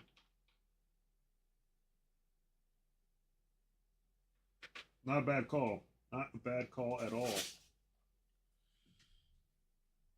You know what? Oh, that's right. I'm rolling over a towel. I will add a little bit of white, or maybe a little bit, onto this palette thing that I use for dry brushing. Yeah. And I'm going to mix it with some of this green so it doesn't come out pure white. I'll just dab back and forth as I need it. There you go. There you go. Gold titanium white.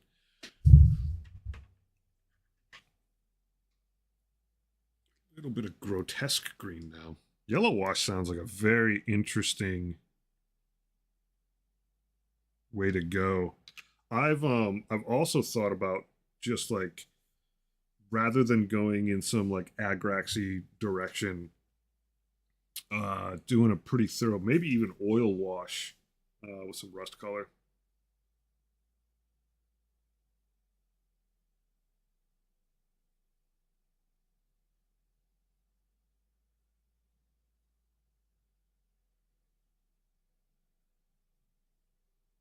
I don't understand that, Sectorix. Explain.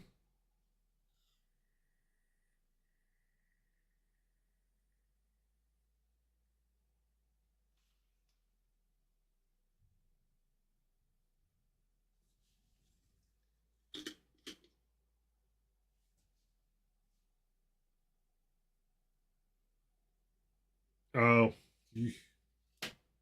I I'm still on AT&T, but it's just me, and that's because I have a grandfathered in plan from way back in the day where it's just like unlimited data and a bunch of other little sort of add-on things. Because I technically worked for AT&T. Oh, thank you, sir. But yeah, I've thought about doing like a rust wash, so that rather than going like yellow sounds dope though. You get like little bits of red everywhere, orange really.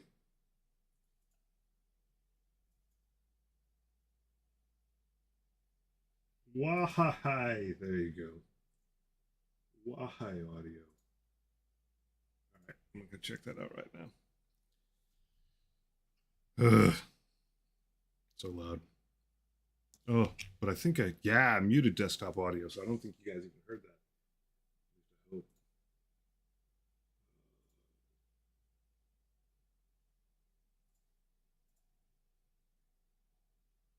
That's gonna be fun.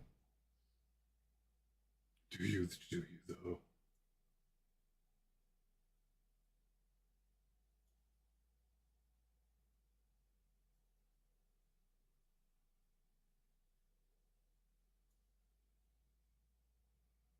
This guy's good.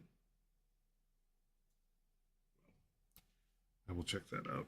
All right, so what I have is a mix of this green, and I think I am going to need a slightly tinier dry brush, maybe a fanned one. Yeah. So it'll be pretty close to white, but it'll be like slightly off greenish white. Went from 135 for 2 lines, limited data, to 120 for 4 lines. It's unlimited. Yeah, that is kind of undeniably better.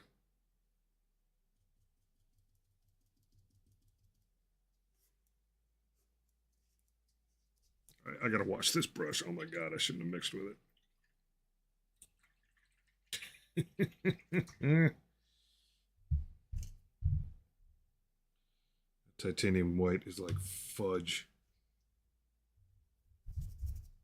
All right, a little better shape now.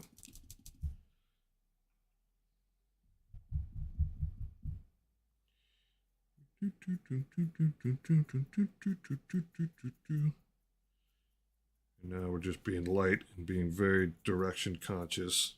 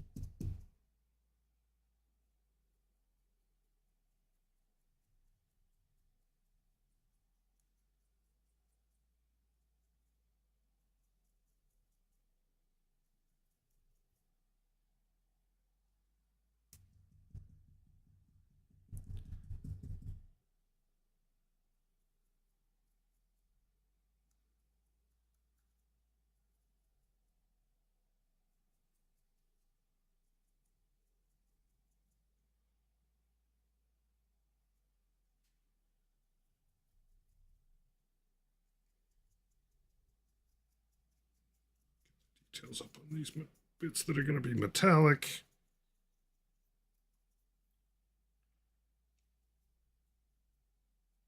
Bizarre skulls down there. Phones are expensive, man. I mean, technically, still think they're far better in a lot of ways than they used to be. Unless you were one of those people who never needed to use the phone back in the day when it was on a cord, but pretty good on this guy's front foot here. Bring that up.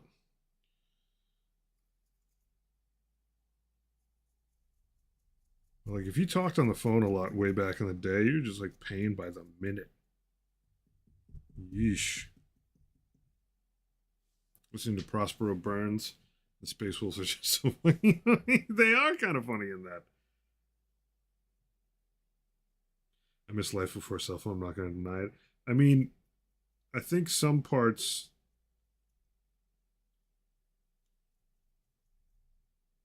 kind of neat, but like right now, I got a 14-year-old daughter. Like, my ability to play Warcraft 2 multiplayer would be entirely diminished by the fact she'd be on the phone. And then all those screaming around the house of like, get off the phone.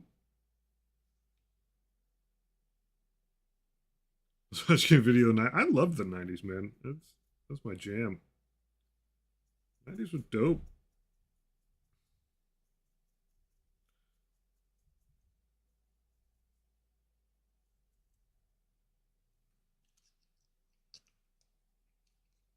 It's good living.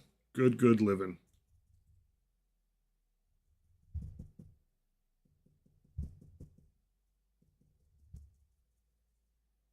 Good music, good times. Back in my day.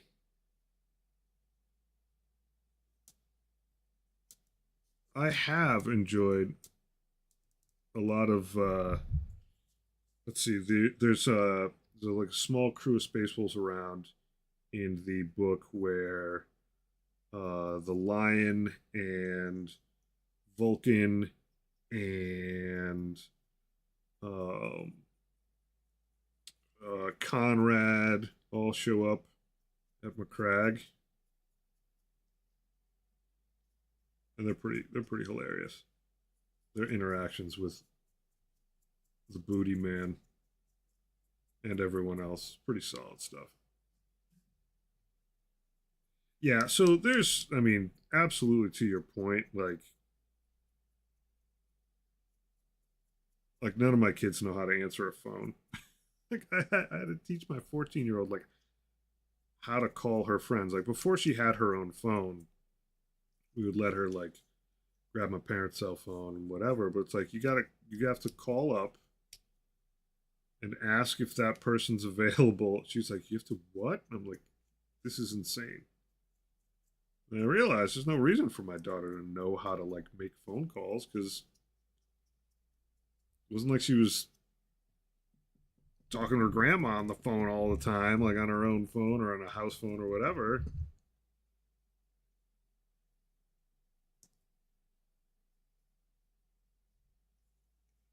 I think like I find it a little despicable of myself sometimes just how much I don't know where I'm going. Like I've lived in this town for 7, 8 years, and like because I always just like put my phone up on the dash and ask it to figure out where I'm going. Like yeah, I know which way north is, but like don't know this town as well as I would if the circumstances were different. Like that's for sure. That's pretty sad.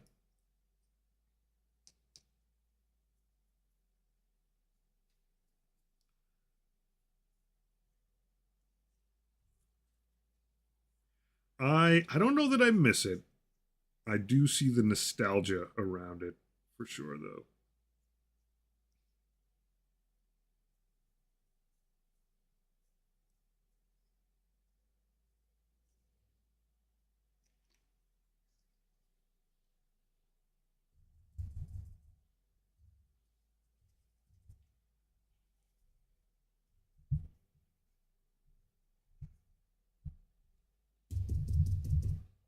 I have my moments where I'm like, man, that was dope back then.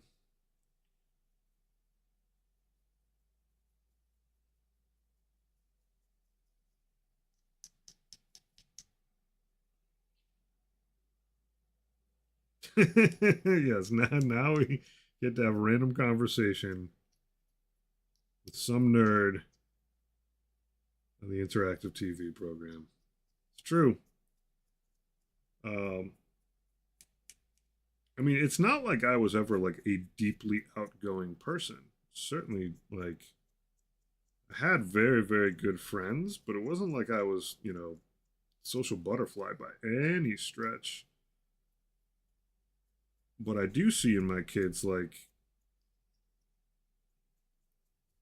a reluctance to even just like publicly talk to people.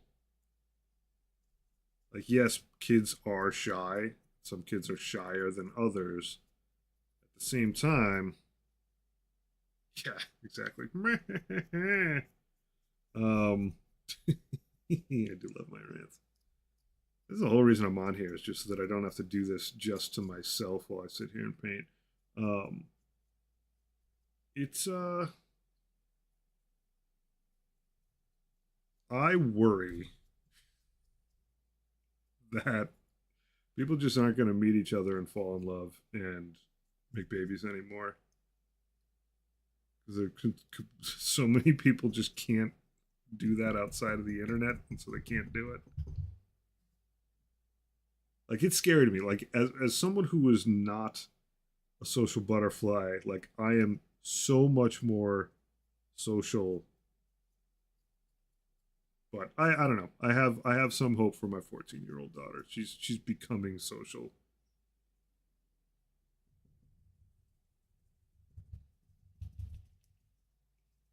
But like having to find people to date without online dating. Like, there used to be none.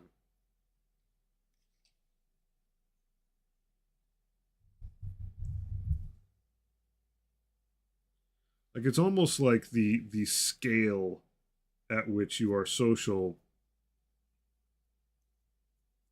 is just different nowadays. I don't know if that makes sense, but like no matter how social or not you are, you're just gonna have less experience. How many hours can you dry brush terrain? I find dry brushing terrain to be like sublime. Uh, going to a spa. It's like how long can I sit through a back massage for? Like I don't know. I just don't know. Good to see you.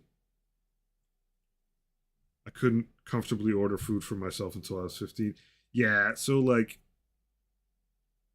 that definitely I was definitely not there, but like that's rough. That is rough. But like I feel like you probably cognitively knew you were just a very shy, reserved person.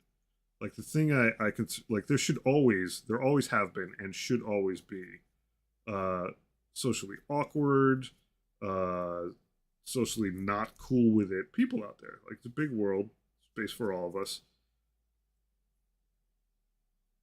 But like I feel like my 14-year-old is extremely outgoing and extremely behind the eight ball in terms of like how to actually do it. And then my 26-year-old, whose birthday was just the other day, is like he's fine online, but like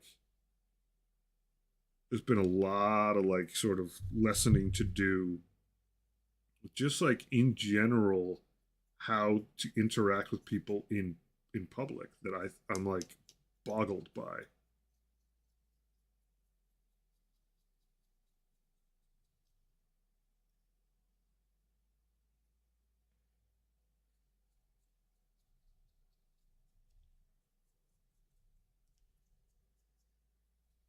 I think interacting with folks online helped me out quite a bit. Like I was absolutely like playing muds as a early teenager, certainly helping learn how to type. Also, being drunk and working in a dive bar kind of broke down, anyways. Yeah, and now look at me. Well, so yeah, I've always just been kind of the kind of person where like I get to know people, and then like I got my tribe, and I'm good. Which makes like streaming hilarious because like yeah, you do that, but you're doing it at near random and at the mercy of the people who show up. But it's turned out well. I mean, you can probably imagine like what I am like socially in person. It's pretty much this. Um, so exciting.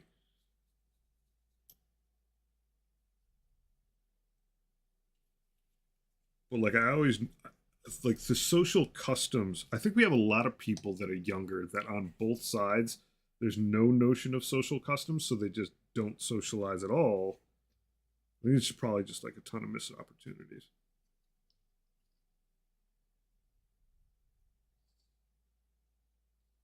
Wiggle.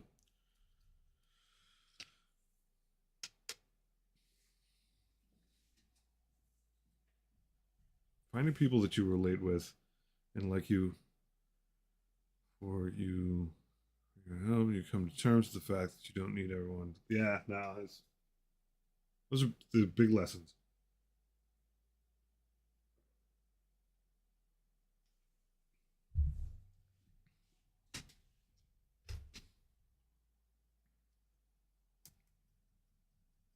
Super big lessons.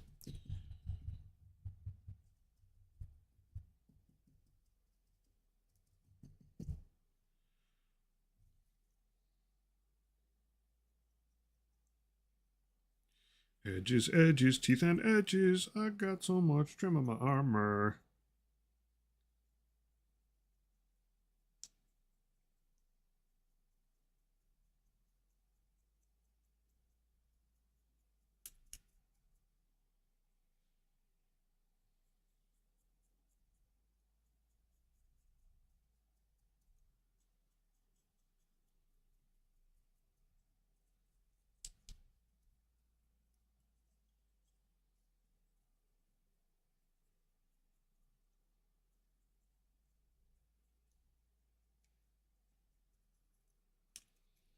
Yeah, and this pass is really like smoothing things out enough.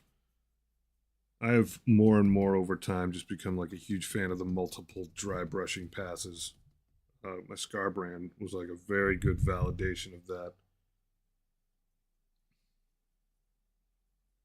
You just like start with one color, work with another one, and it really teaches you a lot just about like how much micro blending is going on with paint when you get it on there. And because it dries so quickly because you're dry brushing, like you get to sort of see it a little better. You don't have to wait as much till the next day.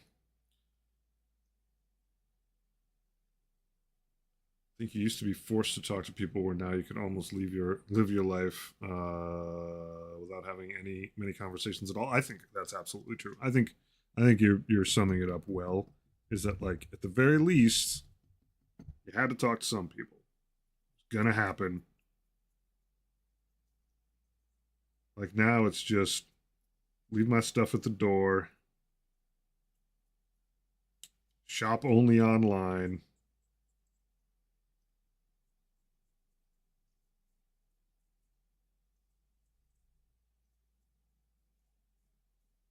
Like the idea of asking a sales associate where something is in a store shouldn't be that crazy. Quick project update. We have skeleton all the way up to the torso. Ooh. If you put it on a scale, what does it weigh?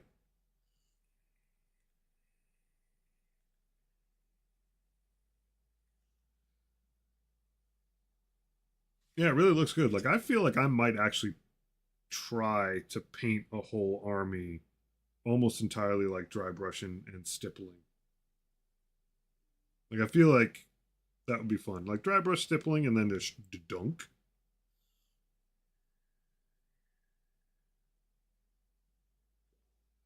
A lot of failed parts through the process that I had to redo. Yeah. Can you you can't reuse all that resin when it's cooked? Like you can't like cheat and like turn it back into goo, can you? Yeah, that sucks.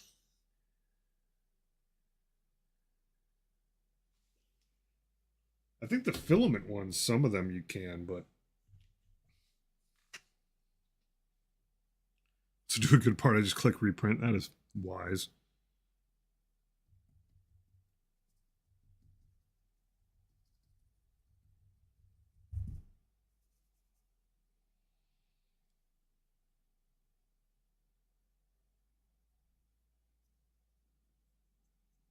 The getting's good.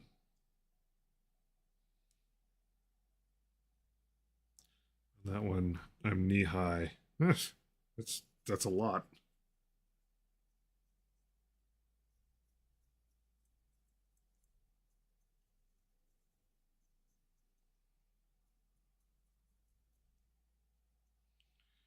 And frankly, there's something to be said in terms of dry brushing of just doing it again because you're working with such thin amounts that a lot of times just like a second pass later makes a huge difference. I've done that a lot with like grays and whites for like concrete and stuff where you just like you hit it and then you wait a bit and you hit it again with like a slightly different amount of pressure on it. It makes all the difference.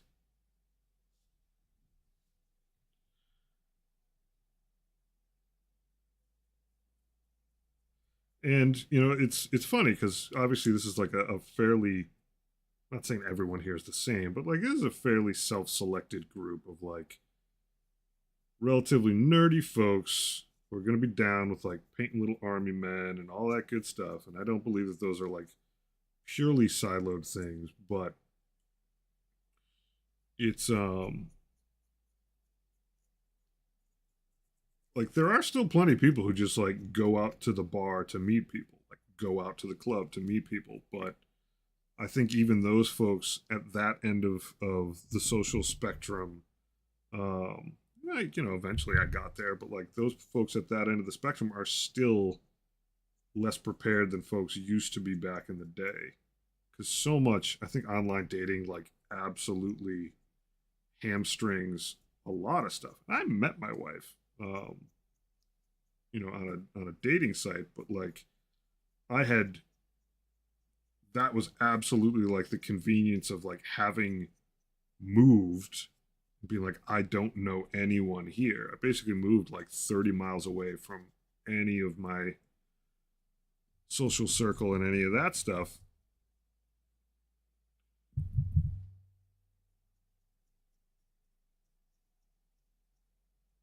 But like, I'm not sure that folks have get that much experience with just like, even not romantically speaking, even just like, hey, I went to whatever store sells stuff that I care about, um, and like made a friend.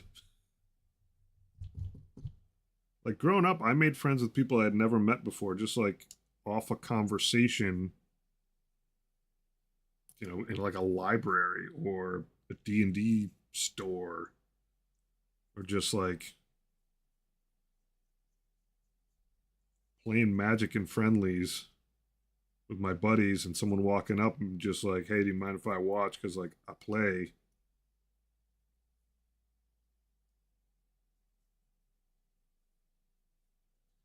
The dating site mini swap. No, it wasn't.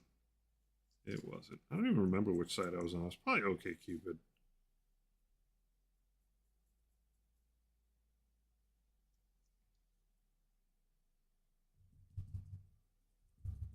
We'll see. I do hope it's just genuinely old person talk that's out of touch on my part.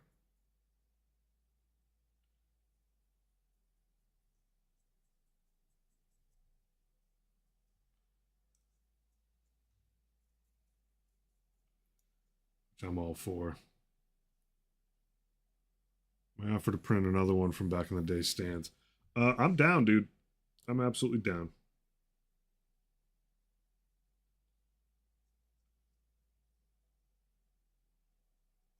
Why don't you get through a full print at resolution X? Like, figure out what the total cost should be after you've got one in the can, and we'll figure it out.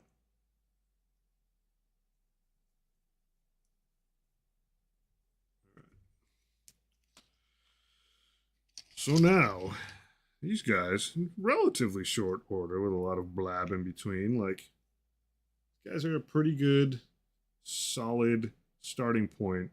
But it's not, it's all textured. Like, it's none of it is just flat painted on. And to me, this is just like, oh yeah, I know the resin's gonna go up, dude. I know. That's life. This is a special moment. Yeah, like I think one of the things that I really want to save on going forward when I'm painting models is that starting from flat requires so much more detail on top of to start looking good. Um, Whereas starting from something that's very textured like this, um, you know, Ultramarines, maybe you do want it flat.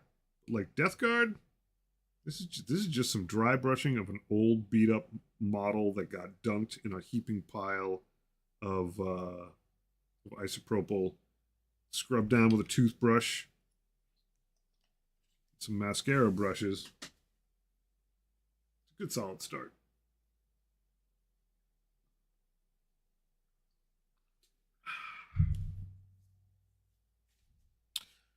Where to go next on these guys? What do I feel like doing right now? I feel like cleaning this brush is what I feel like doing. This poor dry brush. Titanium white cakes stuff up. Full of coca. Yeesh. Get you some isopropyl, buddy.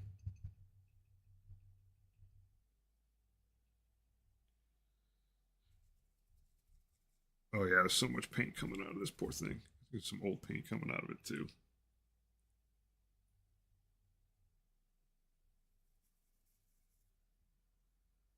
Yep, there is. This brush was in pretty ruddy shape.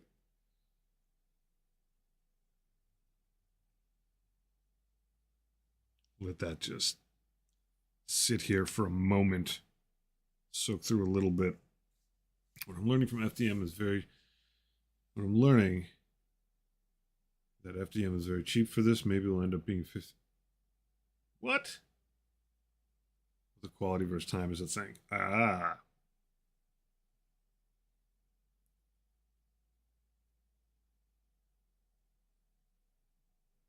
Welcome to the future where you only interact with your personal AI and it interacts with other people's AIs for you. Yeah. And if I print it close to resin quality, it will take three months. Yeesh.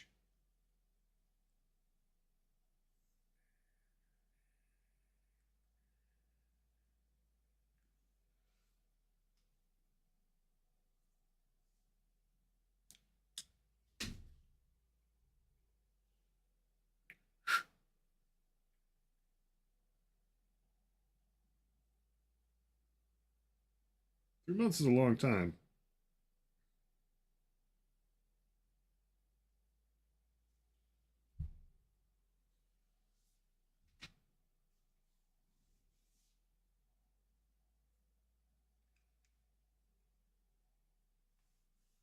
Yes, Battlecraft supplies print it for me, maybe, since he has a ton of printers. Yeah, that's the thing, is I think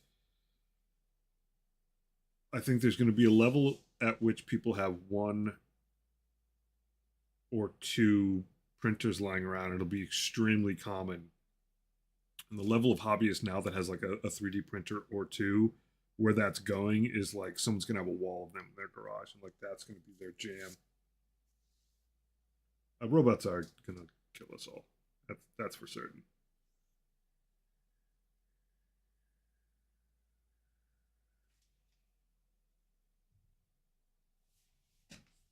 That's just happening. There we go. There we go. Now stuff's flying out of this brush. Give him one more rinse. Yeah. No, I hear you, but like, I think you're definitely a step beyond like the casual hobbyist. Um, you're already there.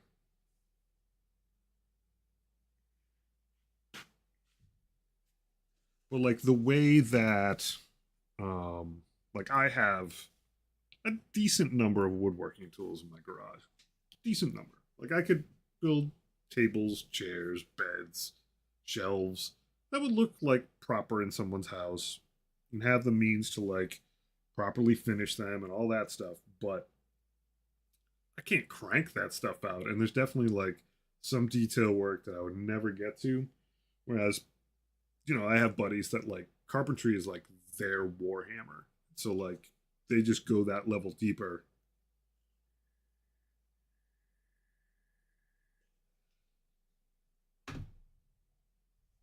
I think that we're going to oh, it's funny. Um I'm like looking over at this YouTube video. It's hilarious. That I brought up before. This one in my other browser. It's your boy.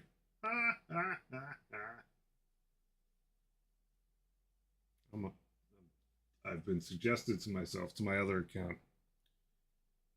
So meta. Anywho, all right. What do we need for metallics? Well, I know I'm gonna need something. Yeah. Hey, it's a me. I'm gonna need something gunmetally. I haven't worked with oils very much in the recent past. Maybe I'll do that.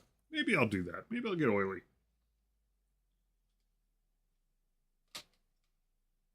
Old bronze. I missed you, buddy.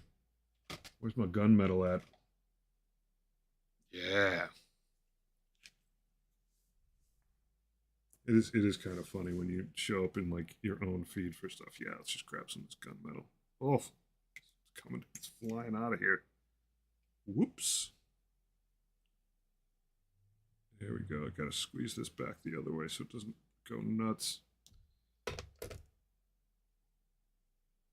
Here we go, wax. Wax metallics for the win. I'm gonna clean out this cap. So just give me a ton of trouble in the future.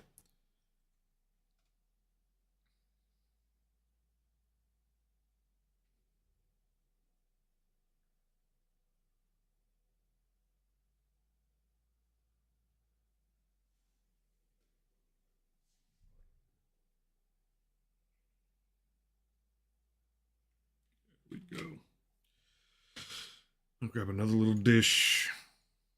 Put some bronze in it. Hopefully this one won't be as explosive. There we go. Just enough.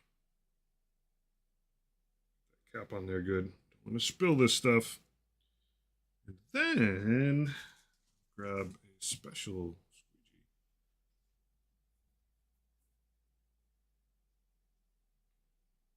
I like acrylics, and there's several that I like a lot. But once I sort of got cooking with wax, became my favorite pretty quickly. And I still have a lot of struggles with like straight up oil paints, but my wax metallics make me very happy. And so, like, I have a little dish of isopropyl, I also have another little dish of white spirit just lying around. Let's start with this gunmetal-y stuff. Oh yeah, you're gonna be happy. Scoot you guys back a little bit. Do some thinning here.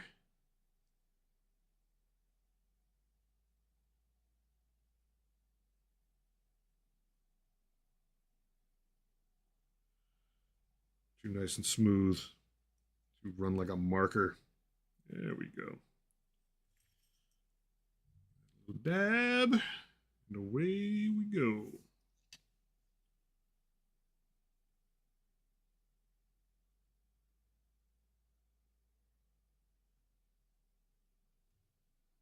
Stuff's just so smooth. You just have to be ready for, like, depending on how thick you put it on.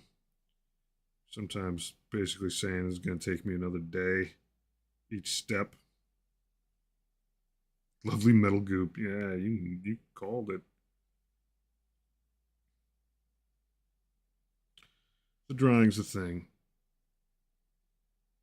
But when you learn to mix it over time, how much you're going to thin it, it does get a lot easier.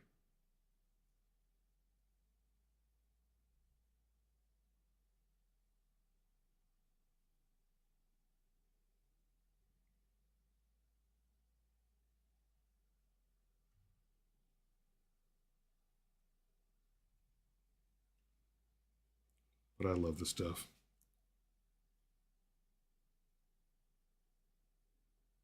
Absolutely adore it.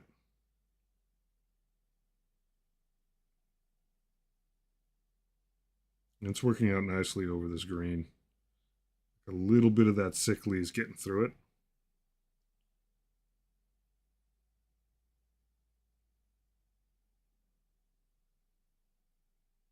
Solid.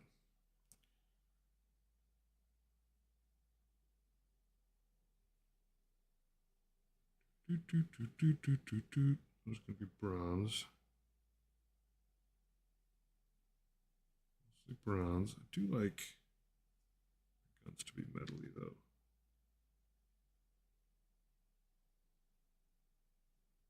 Just spread it pretty thin.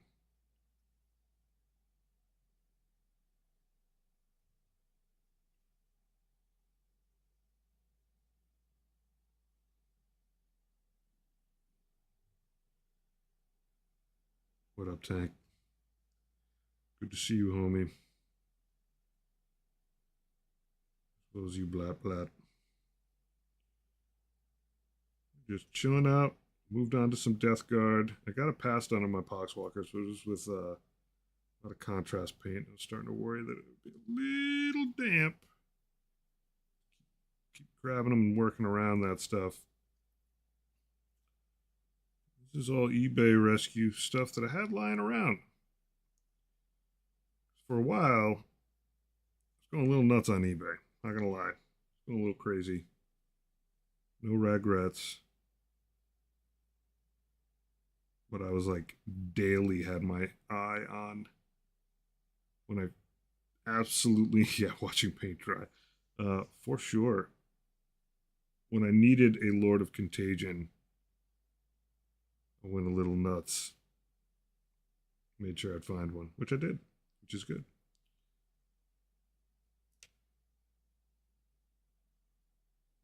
Hose thing. Hose at.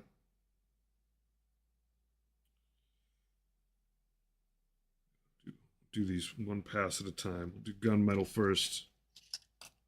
Should see how much crap I bought. Yeah, no doubt, man. You gotta do it. eBay's a good phase. I would still be like eBay Wiley if I was working, but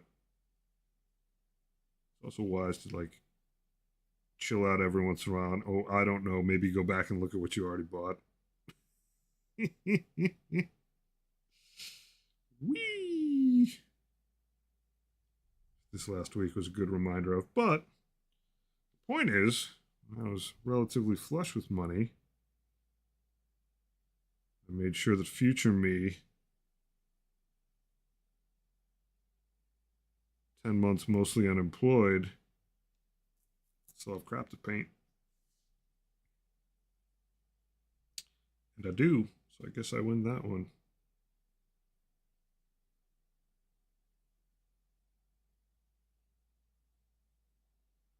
Like, buying the new Death Guard Battle Force is like a luxury. Doing it to be part of something bigger, but I do have plenty to paint. I genuinely don't have to worry too much.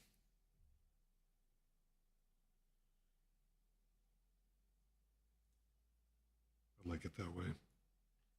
I want to compare spreadsheets. Danger, Will Robinson. Danger.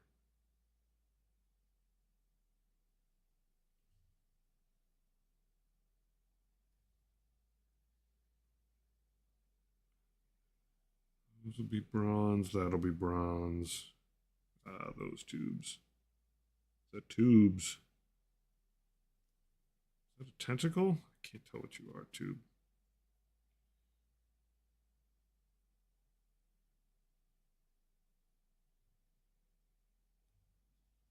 There's another hanging tube. It's quite the tubist.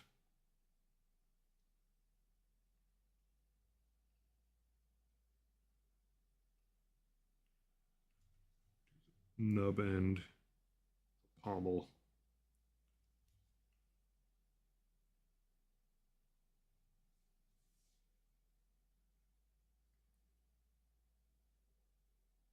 Here's the thing is you go back and look what you spent, compare it to today's price, and you're like, thank you past me for getting stuff so cheap. I was buying Havoc las cannons for $1.74 each, worth it.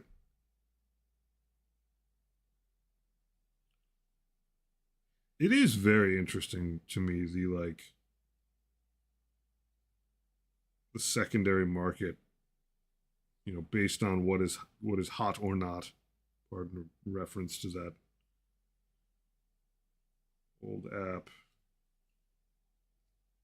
And like when news comes out, you just watch eBay like shift in terms of what people are looking for, what they're buying, and then shift back.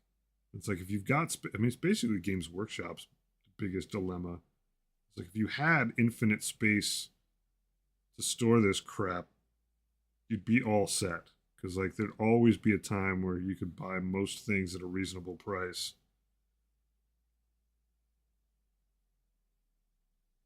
Like man, people are just like lose their minds when a codex comes out or an edition comes out. Start jumping off buildings.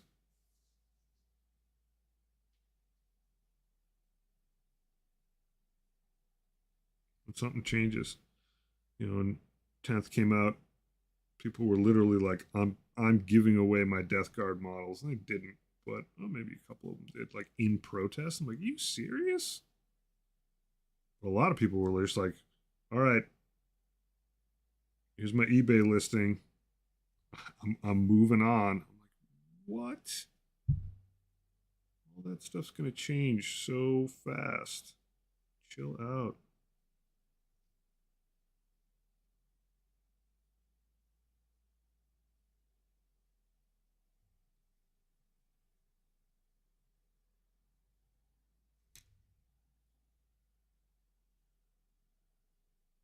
They literally update the rules via internet PDFs. Yeah, no, that's the thing. Is like if you could just be present and ready when this army's worthless now, you can absolutely cash in.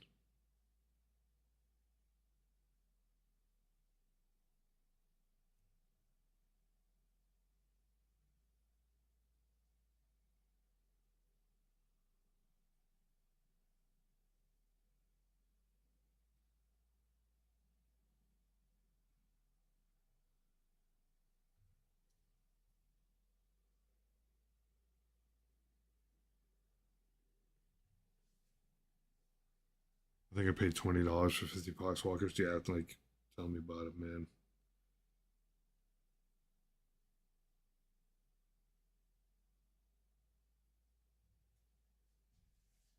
It's the circle of life. It is very much is that. Like,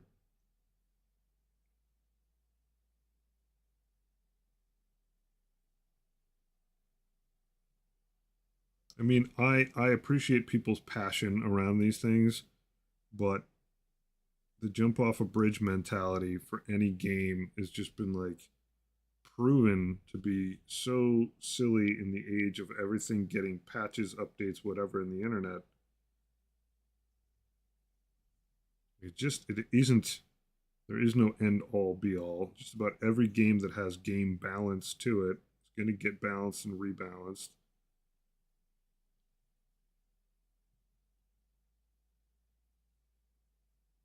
Like I certainly respect the folks that are like straight up tournament players and they're just like they're flipping armies constantly and spending almost no money. Like I think there's something to that art and craft. But for like the regular not crazy power user to just like dump a whole army is like, I mean, I guess it's just different people. Like not everyone I guess is a collector, but still seems bizarre to me.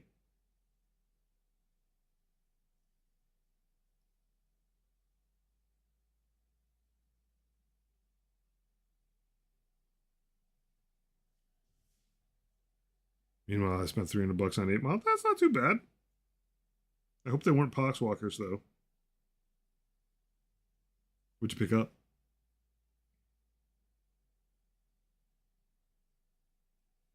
I'm gonna drop my second edition Tyranid army on the table. People look at it funny. That's fantastic. That's worth it just for the funny looks.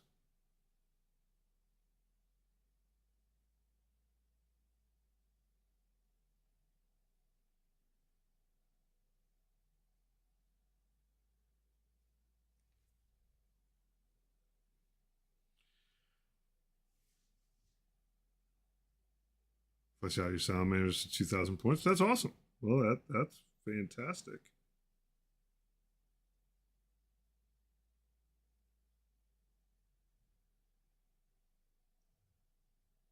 BGV. What does that stand for? Strange loyalist abbreviations are we talking about here? Eradicators, an impulsor, gladiator, lancer. Sweet.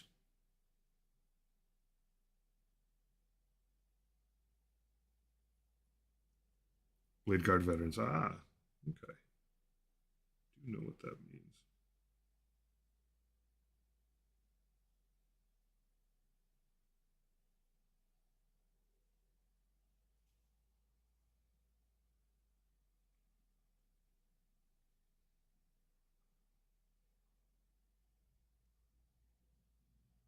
Chain on both sides. Oh, I got these nails. These nails going through the head. Always little details get missed, especially by me. Loop. Oh, Wax.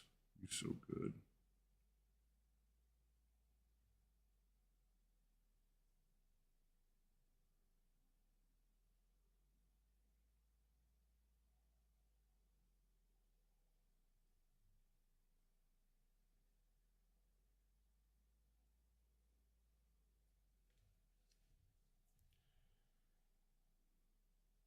Why are Carnifex and Hive Tyrant so small?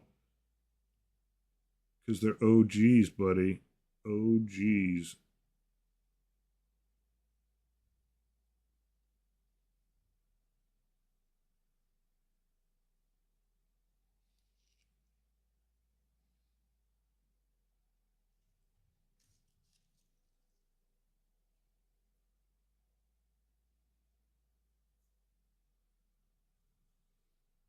I do think that's an absolutely like delightful part of the hobby. It's like it is so old that like it's got generational gaps in it.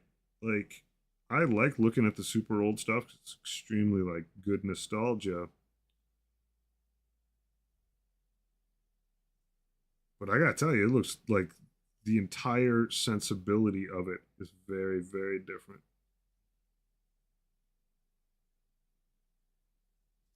It's cool. But like I can absolutely give someone a pass on being like, what is that thing? It's legit that different.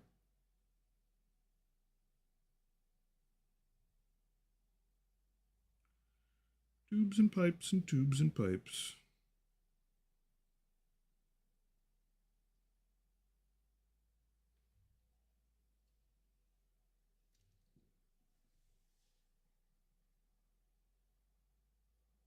I collect metal models simply because they're usually worth more in melt value than you can pay for some of them. That's interesting. I do love stuff like that too, where like the economics of it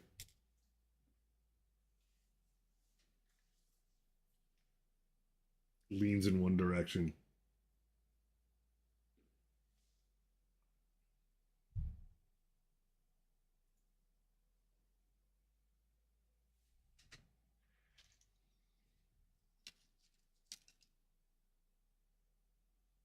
Like that I could build the Wraith Lord Eldari Combat Patrol out of metal. That's insane.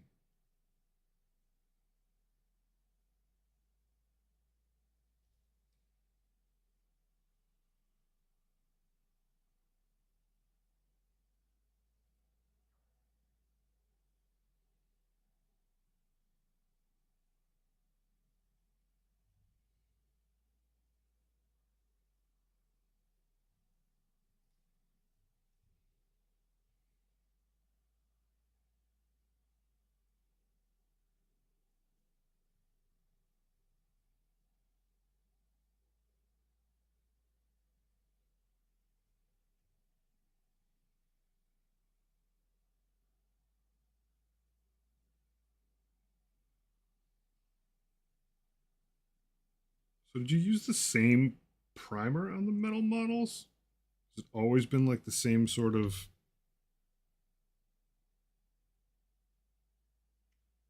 well, pewter is heavy stuff, man. But like as far as the painting process goes, is it roughly the same?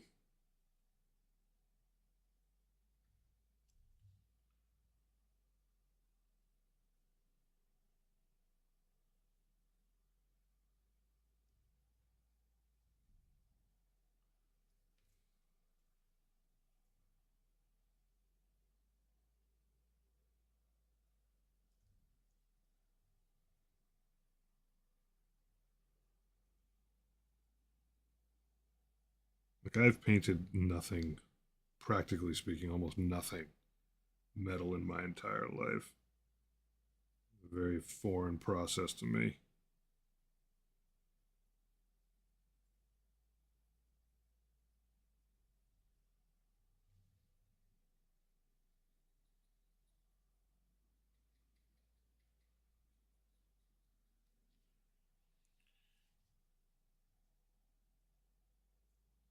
Sure, every unit has been updated, but every unit in it has been around since first edition, almost Farseer. Singing Spear was a third edition model. God.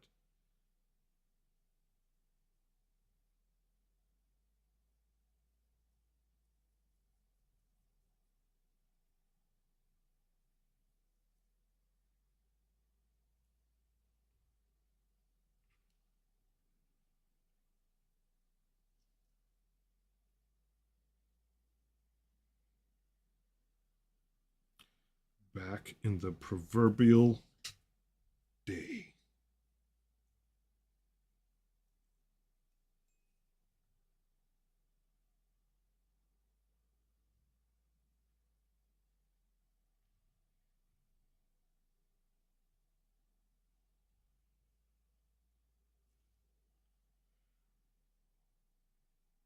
I think this guy is in pretty good shape.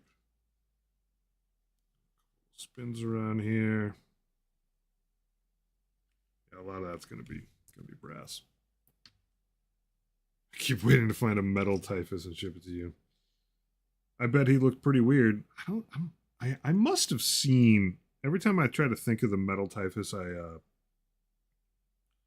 my head, I see the Horus Heresy one, which is not the same thing. Hopefully, he was a baller back in the metal days. I do appreciate that you think of me.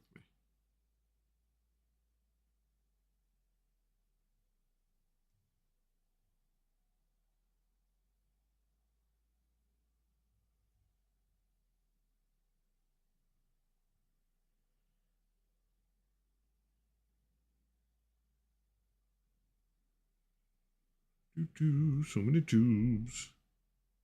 So many tubes. We got a little dab of white spirit in here to thin this out a little bit. Get it flowing. This guy's quite the tubist.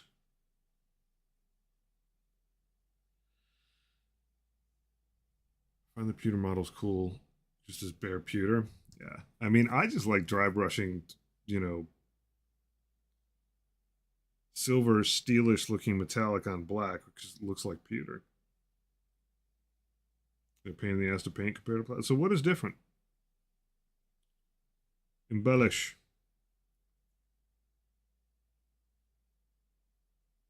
Does the paint just not stick as well?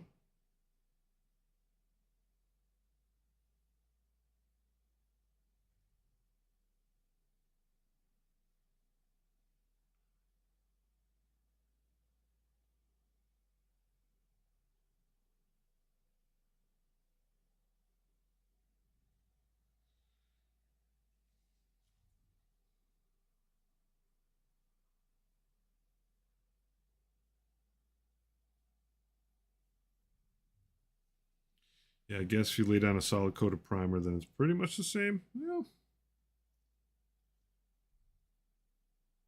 You must have to be way more ginger with primer though, because like the level of detail on a lot of those, you just end up painting something that just looks like a big squish.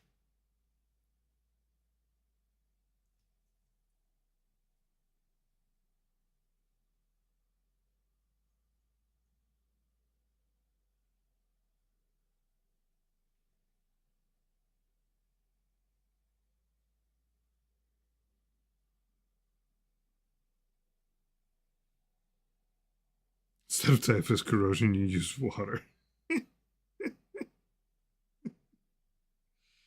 Oh, Sectrix from the top rope. Hiding in the background. Not hiding, but chilling.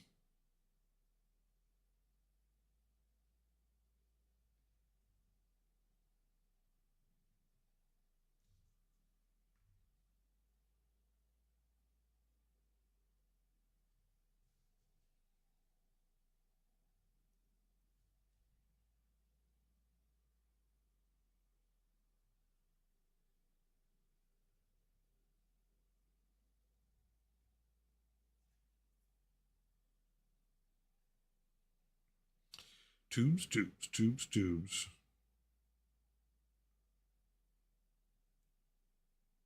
What is going to be bronze and what's going to be... You know what? These little grenadey things, I can do these guys up. This guy does have a lot of accoutrement.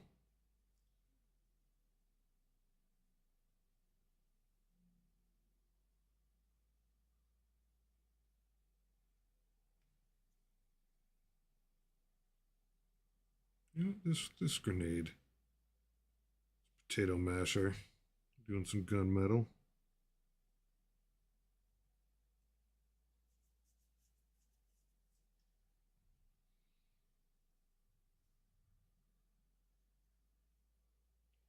Maybe I'll throw some brass on those skulls.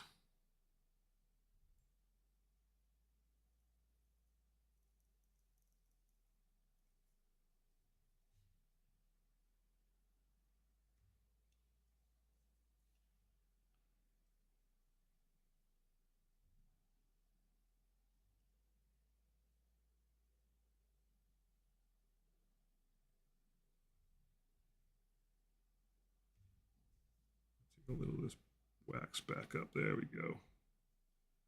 Speaking of losing detail. Massaged in.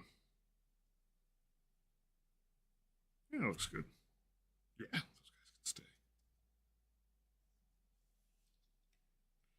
Oh yeah, I mean everything is moving forward. Everything's absolutely moving forward. Any belief that you can say something and have it remain true for 10 or 15 years is kind of going down the toilet at this point. Not in a bad way, but things move fast now. I can absolutely imagine a metal 3D printer having like some crazy good fidelity. I mean, it's impressive to me that the tiny models had as much detail as they did back then, considering you're working off of like absolutely non-digital cast creation and stuff like that. Like super old school stuff.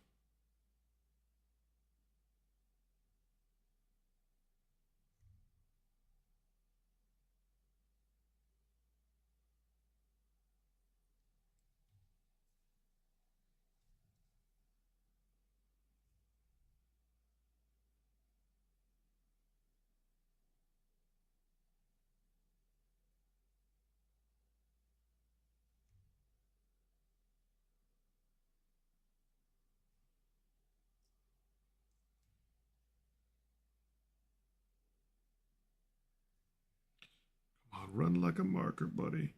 There we go. There we go.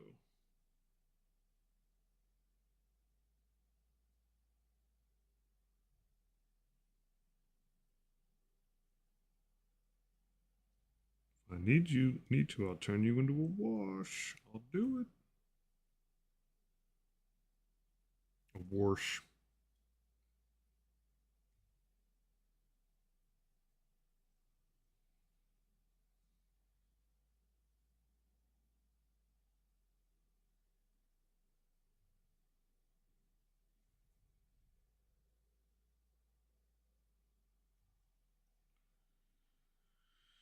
All right, gun done. This guy's got like amazingly good horns. The horn section, not a lot of tubes. I'm absolutely getting the new Death Guard Battle Force. It has 3 demon engines in it that I absolutely want more of. It has got the new leader dude, the Lord of Poxes. And you know, I've been out of the box buying games for long enough. Figured I was due. Gotta support my folks in the Death Guard. So I'm pretty psyched about it. And it's got more Plague Marines, which I need more of them.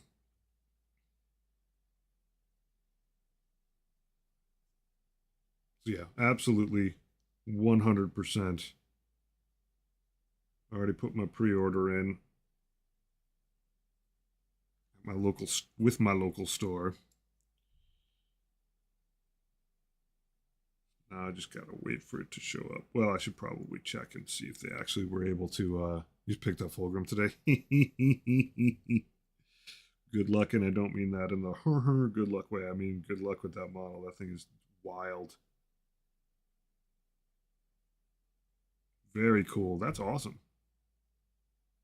Any estimate on, not that time is a measure of quality or fun, but just getting a sense of like how you paint, any idea estimate in your head of like how much time you're going to spend on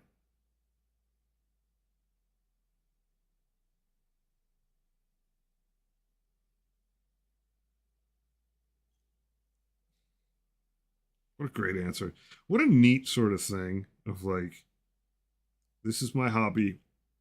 I just picked up something really, really cool, and I have no idea how long I'm going to be engaged with it. So good. So good.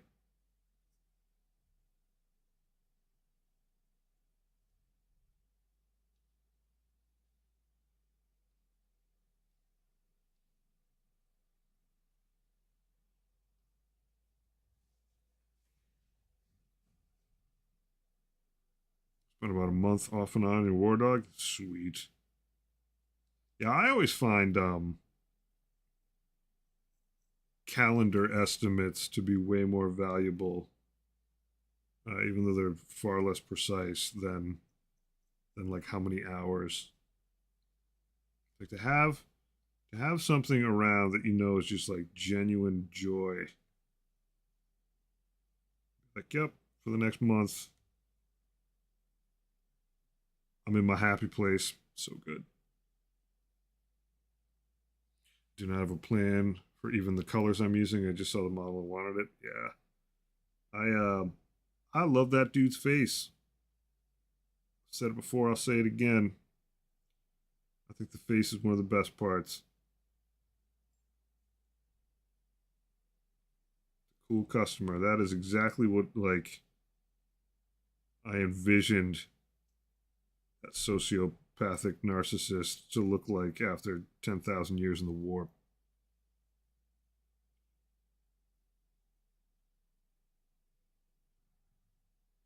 There's so many half finished projects sitting on my hobby desk. I've gotten a little better with that. I definitely do have half finished BS, but most of it is like so on the cusp that if I knew I had to play, I knew if I had to pull Scarbrand in, as long as I knew like the night before, I could definitely be like, all right, I could just like quickly drop in and knock out the rest of it. Like my Fudge Fiend needs to get based. For the most part, I'm in pretty good shape. Like I almost just crazy glued Fabulous Bile. Was just like, let's go. But then I was like, you don't have to rush it that much.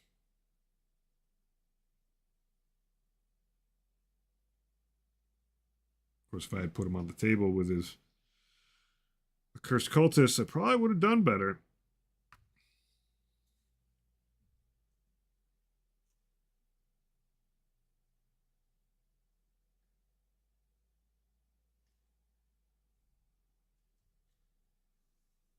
Half painted Nurglings. The neat thing about half painted Nurglings is they're basically painted Nurglings.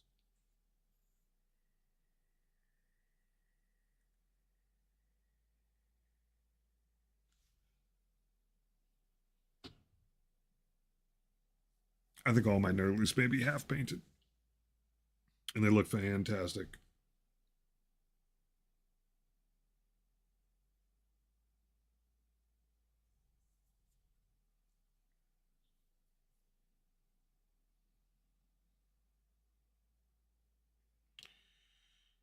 Bone spikes. You got a blade too.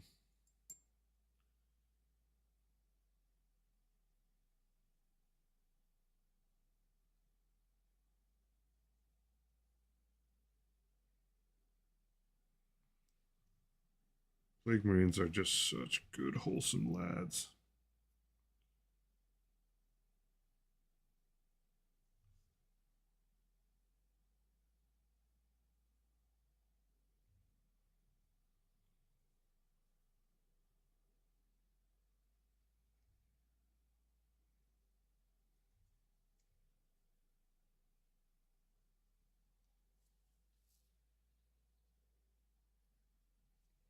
I think I have 15. I think I have 15 Nurglings. They were previously my like Death Guard infiltrators. Have someone to tie up the map. But now it's going to be Poxwalkers.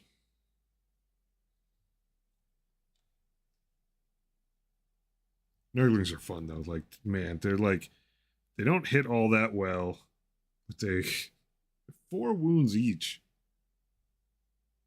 I've absolutely yeah, that's the other thing that they work very, very well in. Is I dropped them in my Chaos Knight army too. Just like,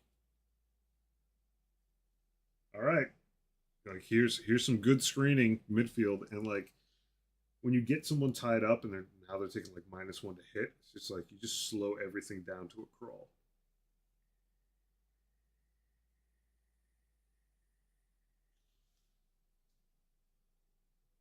Gosh, I love Chaos Knights.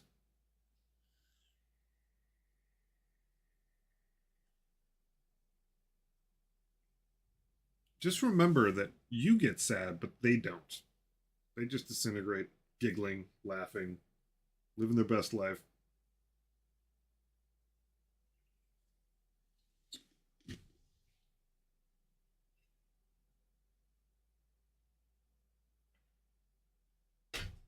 It's okay to mourn them. No, I'm the same way. I want them to win, even though it's like nearly impossible in the situations I put them in. I'm like, maybe this time these guys will pull through.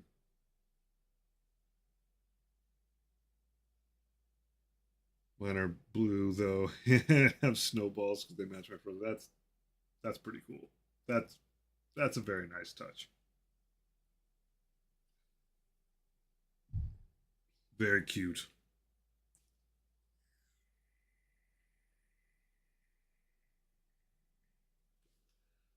All right, I will get some bronze going. I think. I don't know if I'm going to last all that much longer, but we'll see.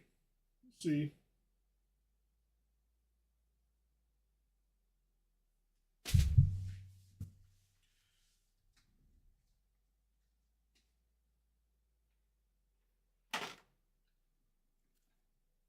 This guy's waiting in the wings. This guy's gonna be. This guy's soon TM. Lay you down like that. I am a little disappointed that I haven't already done that dude up because one of the like few 40k things that I knew about having played Blood Bowl, and I was a huge fan of playing as Nurgle in Blood Bowl. Nurgle and Khemri.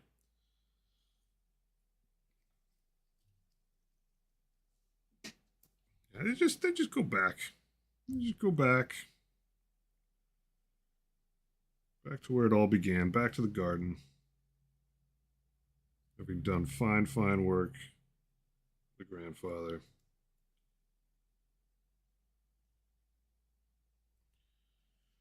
The army's going to take me forever because I did the first night as a competition model. Oh, good. Good. Yeah, that will do it. Yeah, keep that standard. It'll be sick though. Like having the nice thing about nights is like, okay, they are time consuming for sure. They're big, lots of parts, lots of opportunity for like really strong detail. But when you finish one, like you just like chewed out like hundreds of points. It has a different sort of sense of accomplishment to it. So like I don't know how much Big Knight versus Warhound it is, but like they're big projects, but I find them far less daunting than just doing a crazy ton of infantry. 6 war dogs, 2 big knights. Yeah, mine is 4 big guys and a little war dog or nurglings, one or the other. I gotta tell you, that army plays fast. Like 4 or 5 units. I mean, the tyrant has like a heaping pile of weapons on him, so like that profile takes a bit to go through. But if you're worried about not having enough time to play, show up with 4 knights and just wow. What's up, Grim?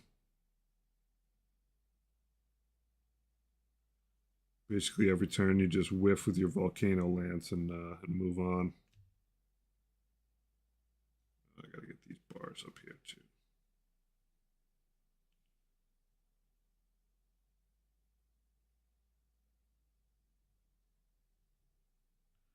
If I go nice thin up here, a little bit of that green showing through.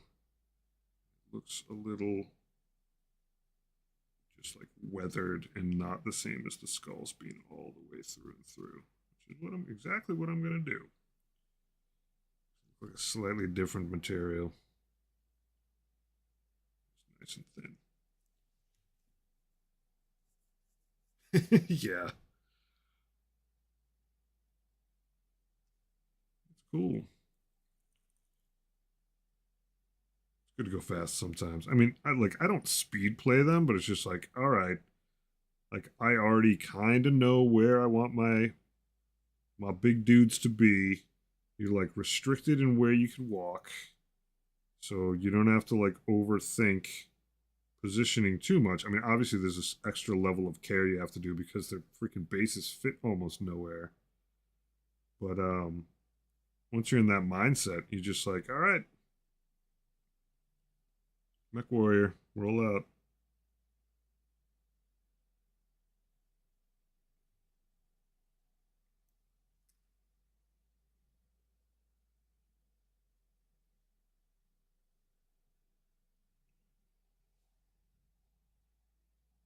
Got something show and tell for me? Sweet. I will drop right in there as soon as I get these little pieces of trim. Bronzy. I kind of screwed them up, I think. Maybe not. Get a little bit more spirit in here. Nice and thin, so I barely have to touch the thing.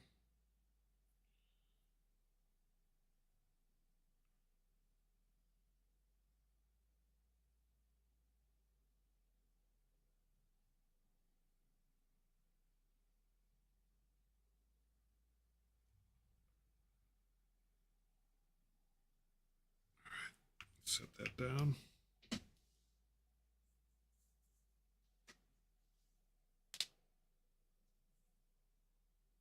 Oh, I'm slow for exactly the same. I still struggle at times with the rules. When I'm not struggling with the rules, it's because I forgot a couple of them.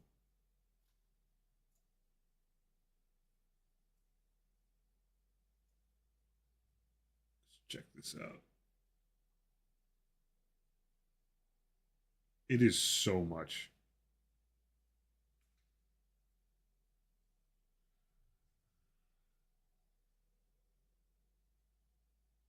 So much to learn.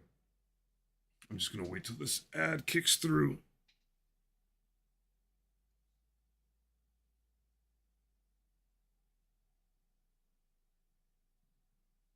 And I like the fact that the game is just like chock full of rules. At the same time, it's just like the curve is real.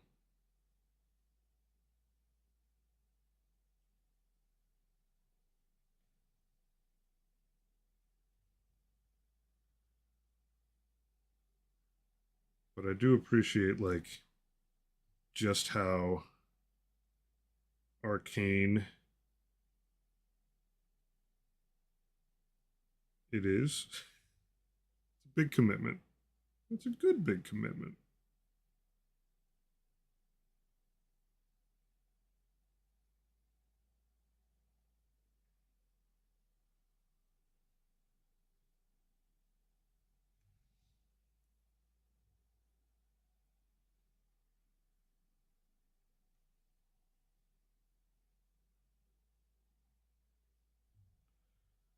Just let this ad run its course. I'll pop open the other screen. We can have a look-see.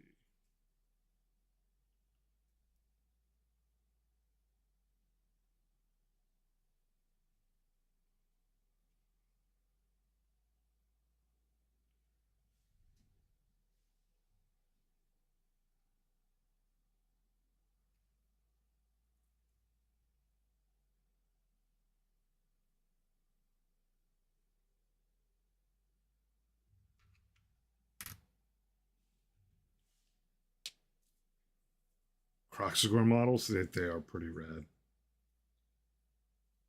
A huge opportunity to like just use crazy colors. It'll have to be Nurgle for me. Yeah, it's always a good call. All right, let's peep this. Boop, boop. Look at that. Sweet. That looks pretty rad. Stream manager hiding in the background here. I have no idea who this is.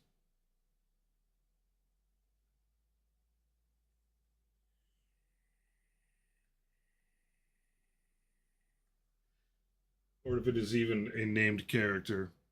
That's pretty cool.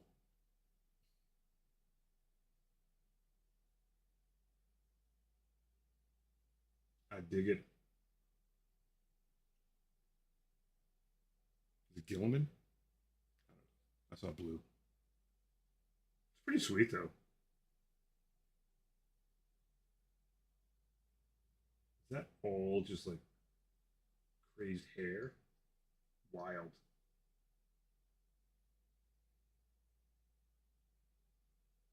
Really neat sculpt though.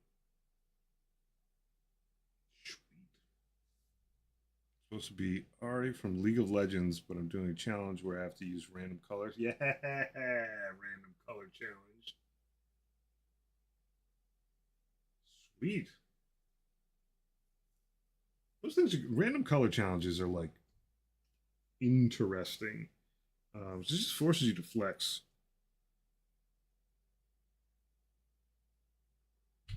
And use some paints you haven't used in a while. Every time I use blue, I feel awkward. I have a whole row of blues on here. And I don't really work with anything that's blue almost ever.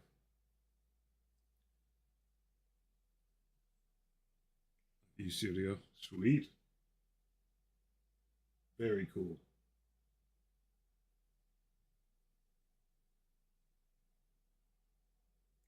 Next color is blue. I actually used blue tonight. Use a little bit of blue. It's got a blue jumpsuit. I know. Looks like it's gray, but it's got blue in it.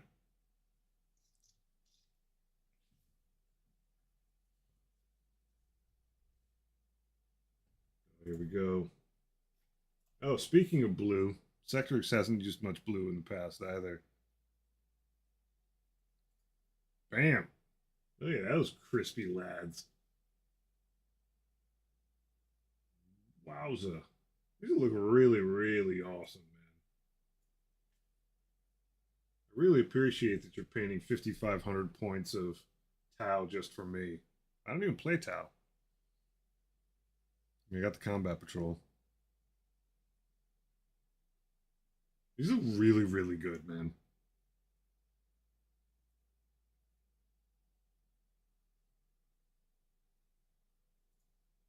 A little shine in the lenses. The lenses look dope. Yeah, all these look really great, man. You really went all out.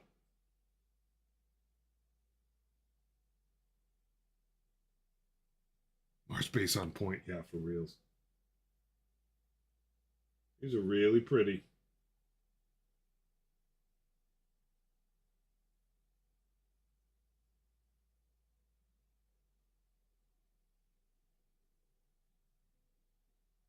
I even like your edge highlighting a lot.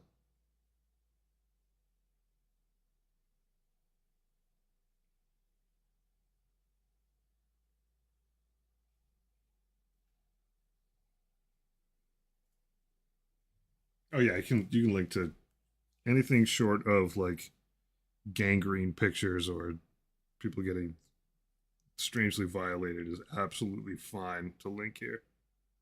Thank you for asking that. I appreciate it.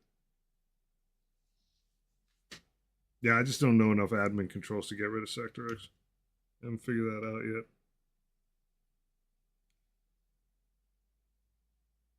Someday, buddy, someday.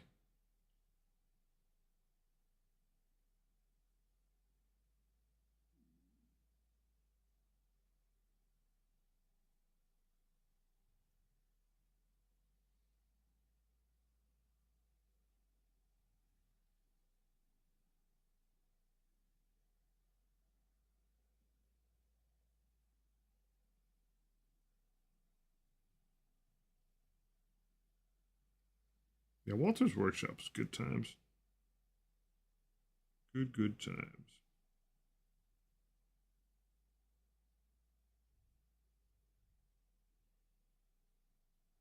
Good people.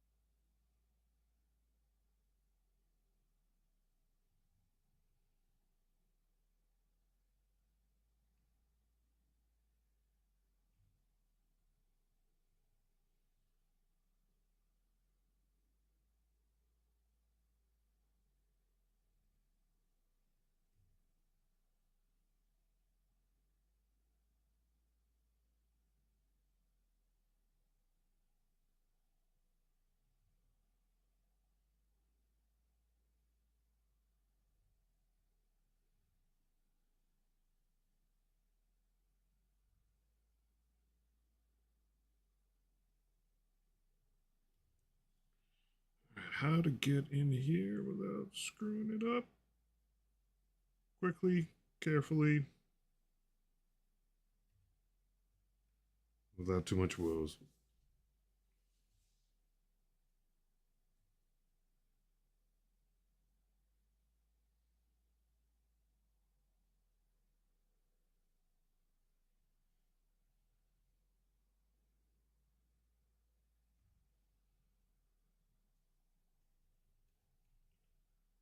Without damn bronze.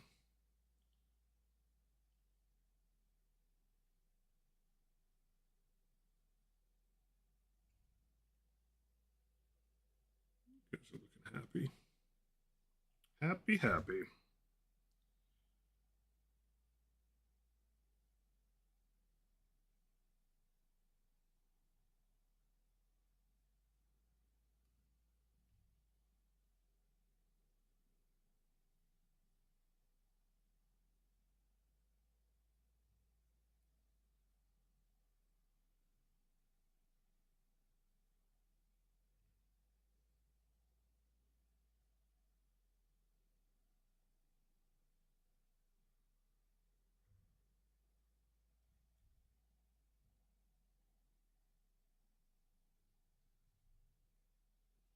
Say everything besides how to enter.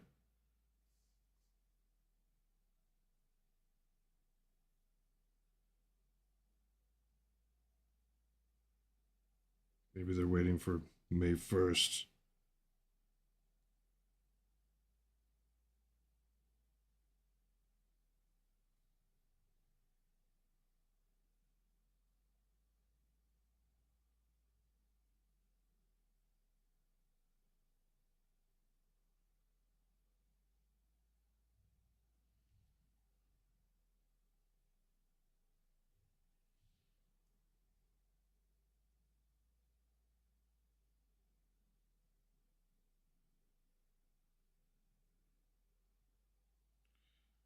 Oh, that's curious. One of these looks like it's a metal spike, and the other one looks like right below it he's got don't want to be judged by him.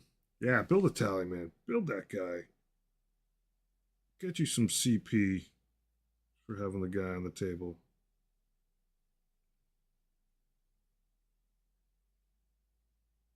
Good chap, that tally man.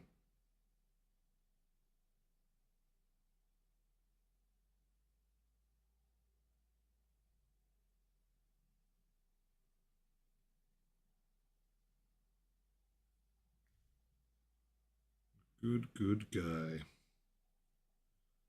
gonna hit one more of these bells, and I think I'm gonna call it a night. My eyes bleed. But I do like how this bronze is like looking up against this dry brushed green. Obviously, these guys are just like slithering with details on them. This will be quite the journey on these guys, but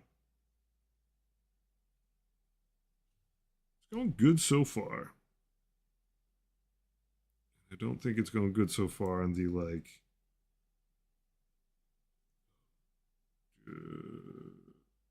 seeking my Discord?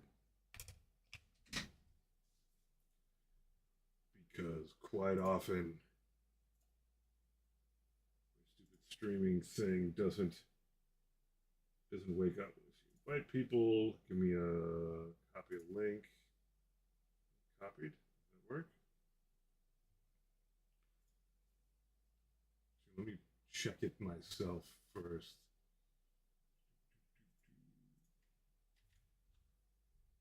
Yeah, all right. That's better. Streamlabs. You goon.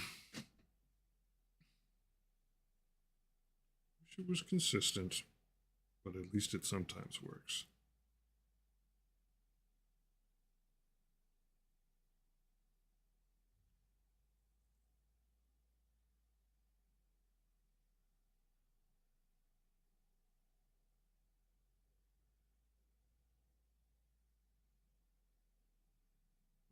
This bell, this bell, this bell. Poe would be proud. All right. Hey, you're welcome. On that note, though, I'm a peace out. I've had it with painting for now. But what we got done was pretty solid tonight.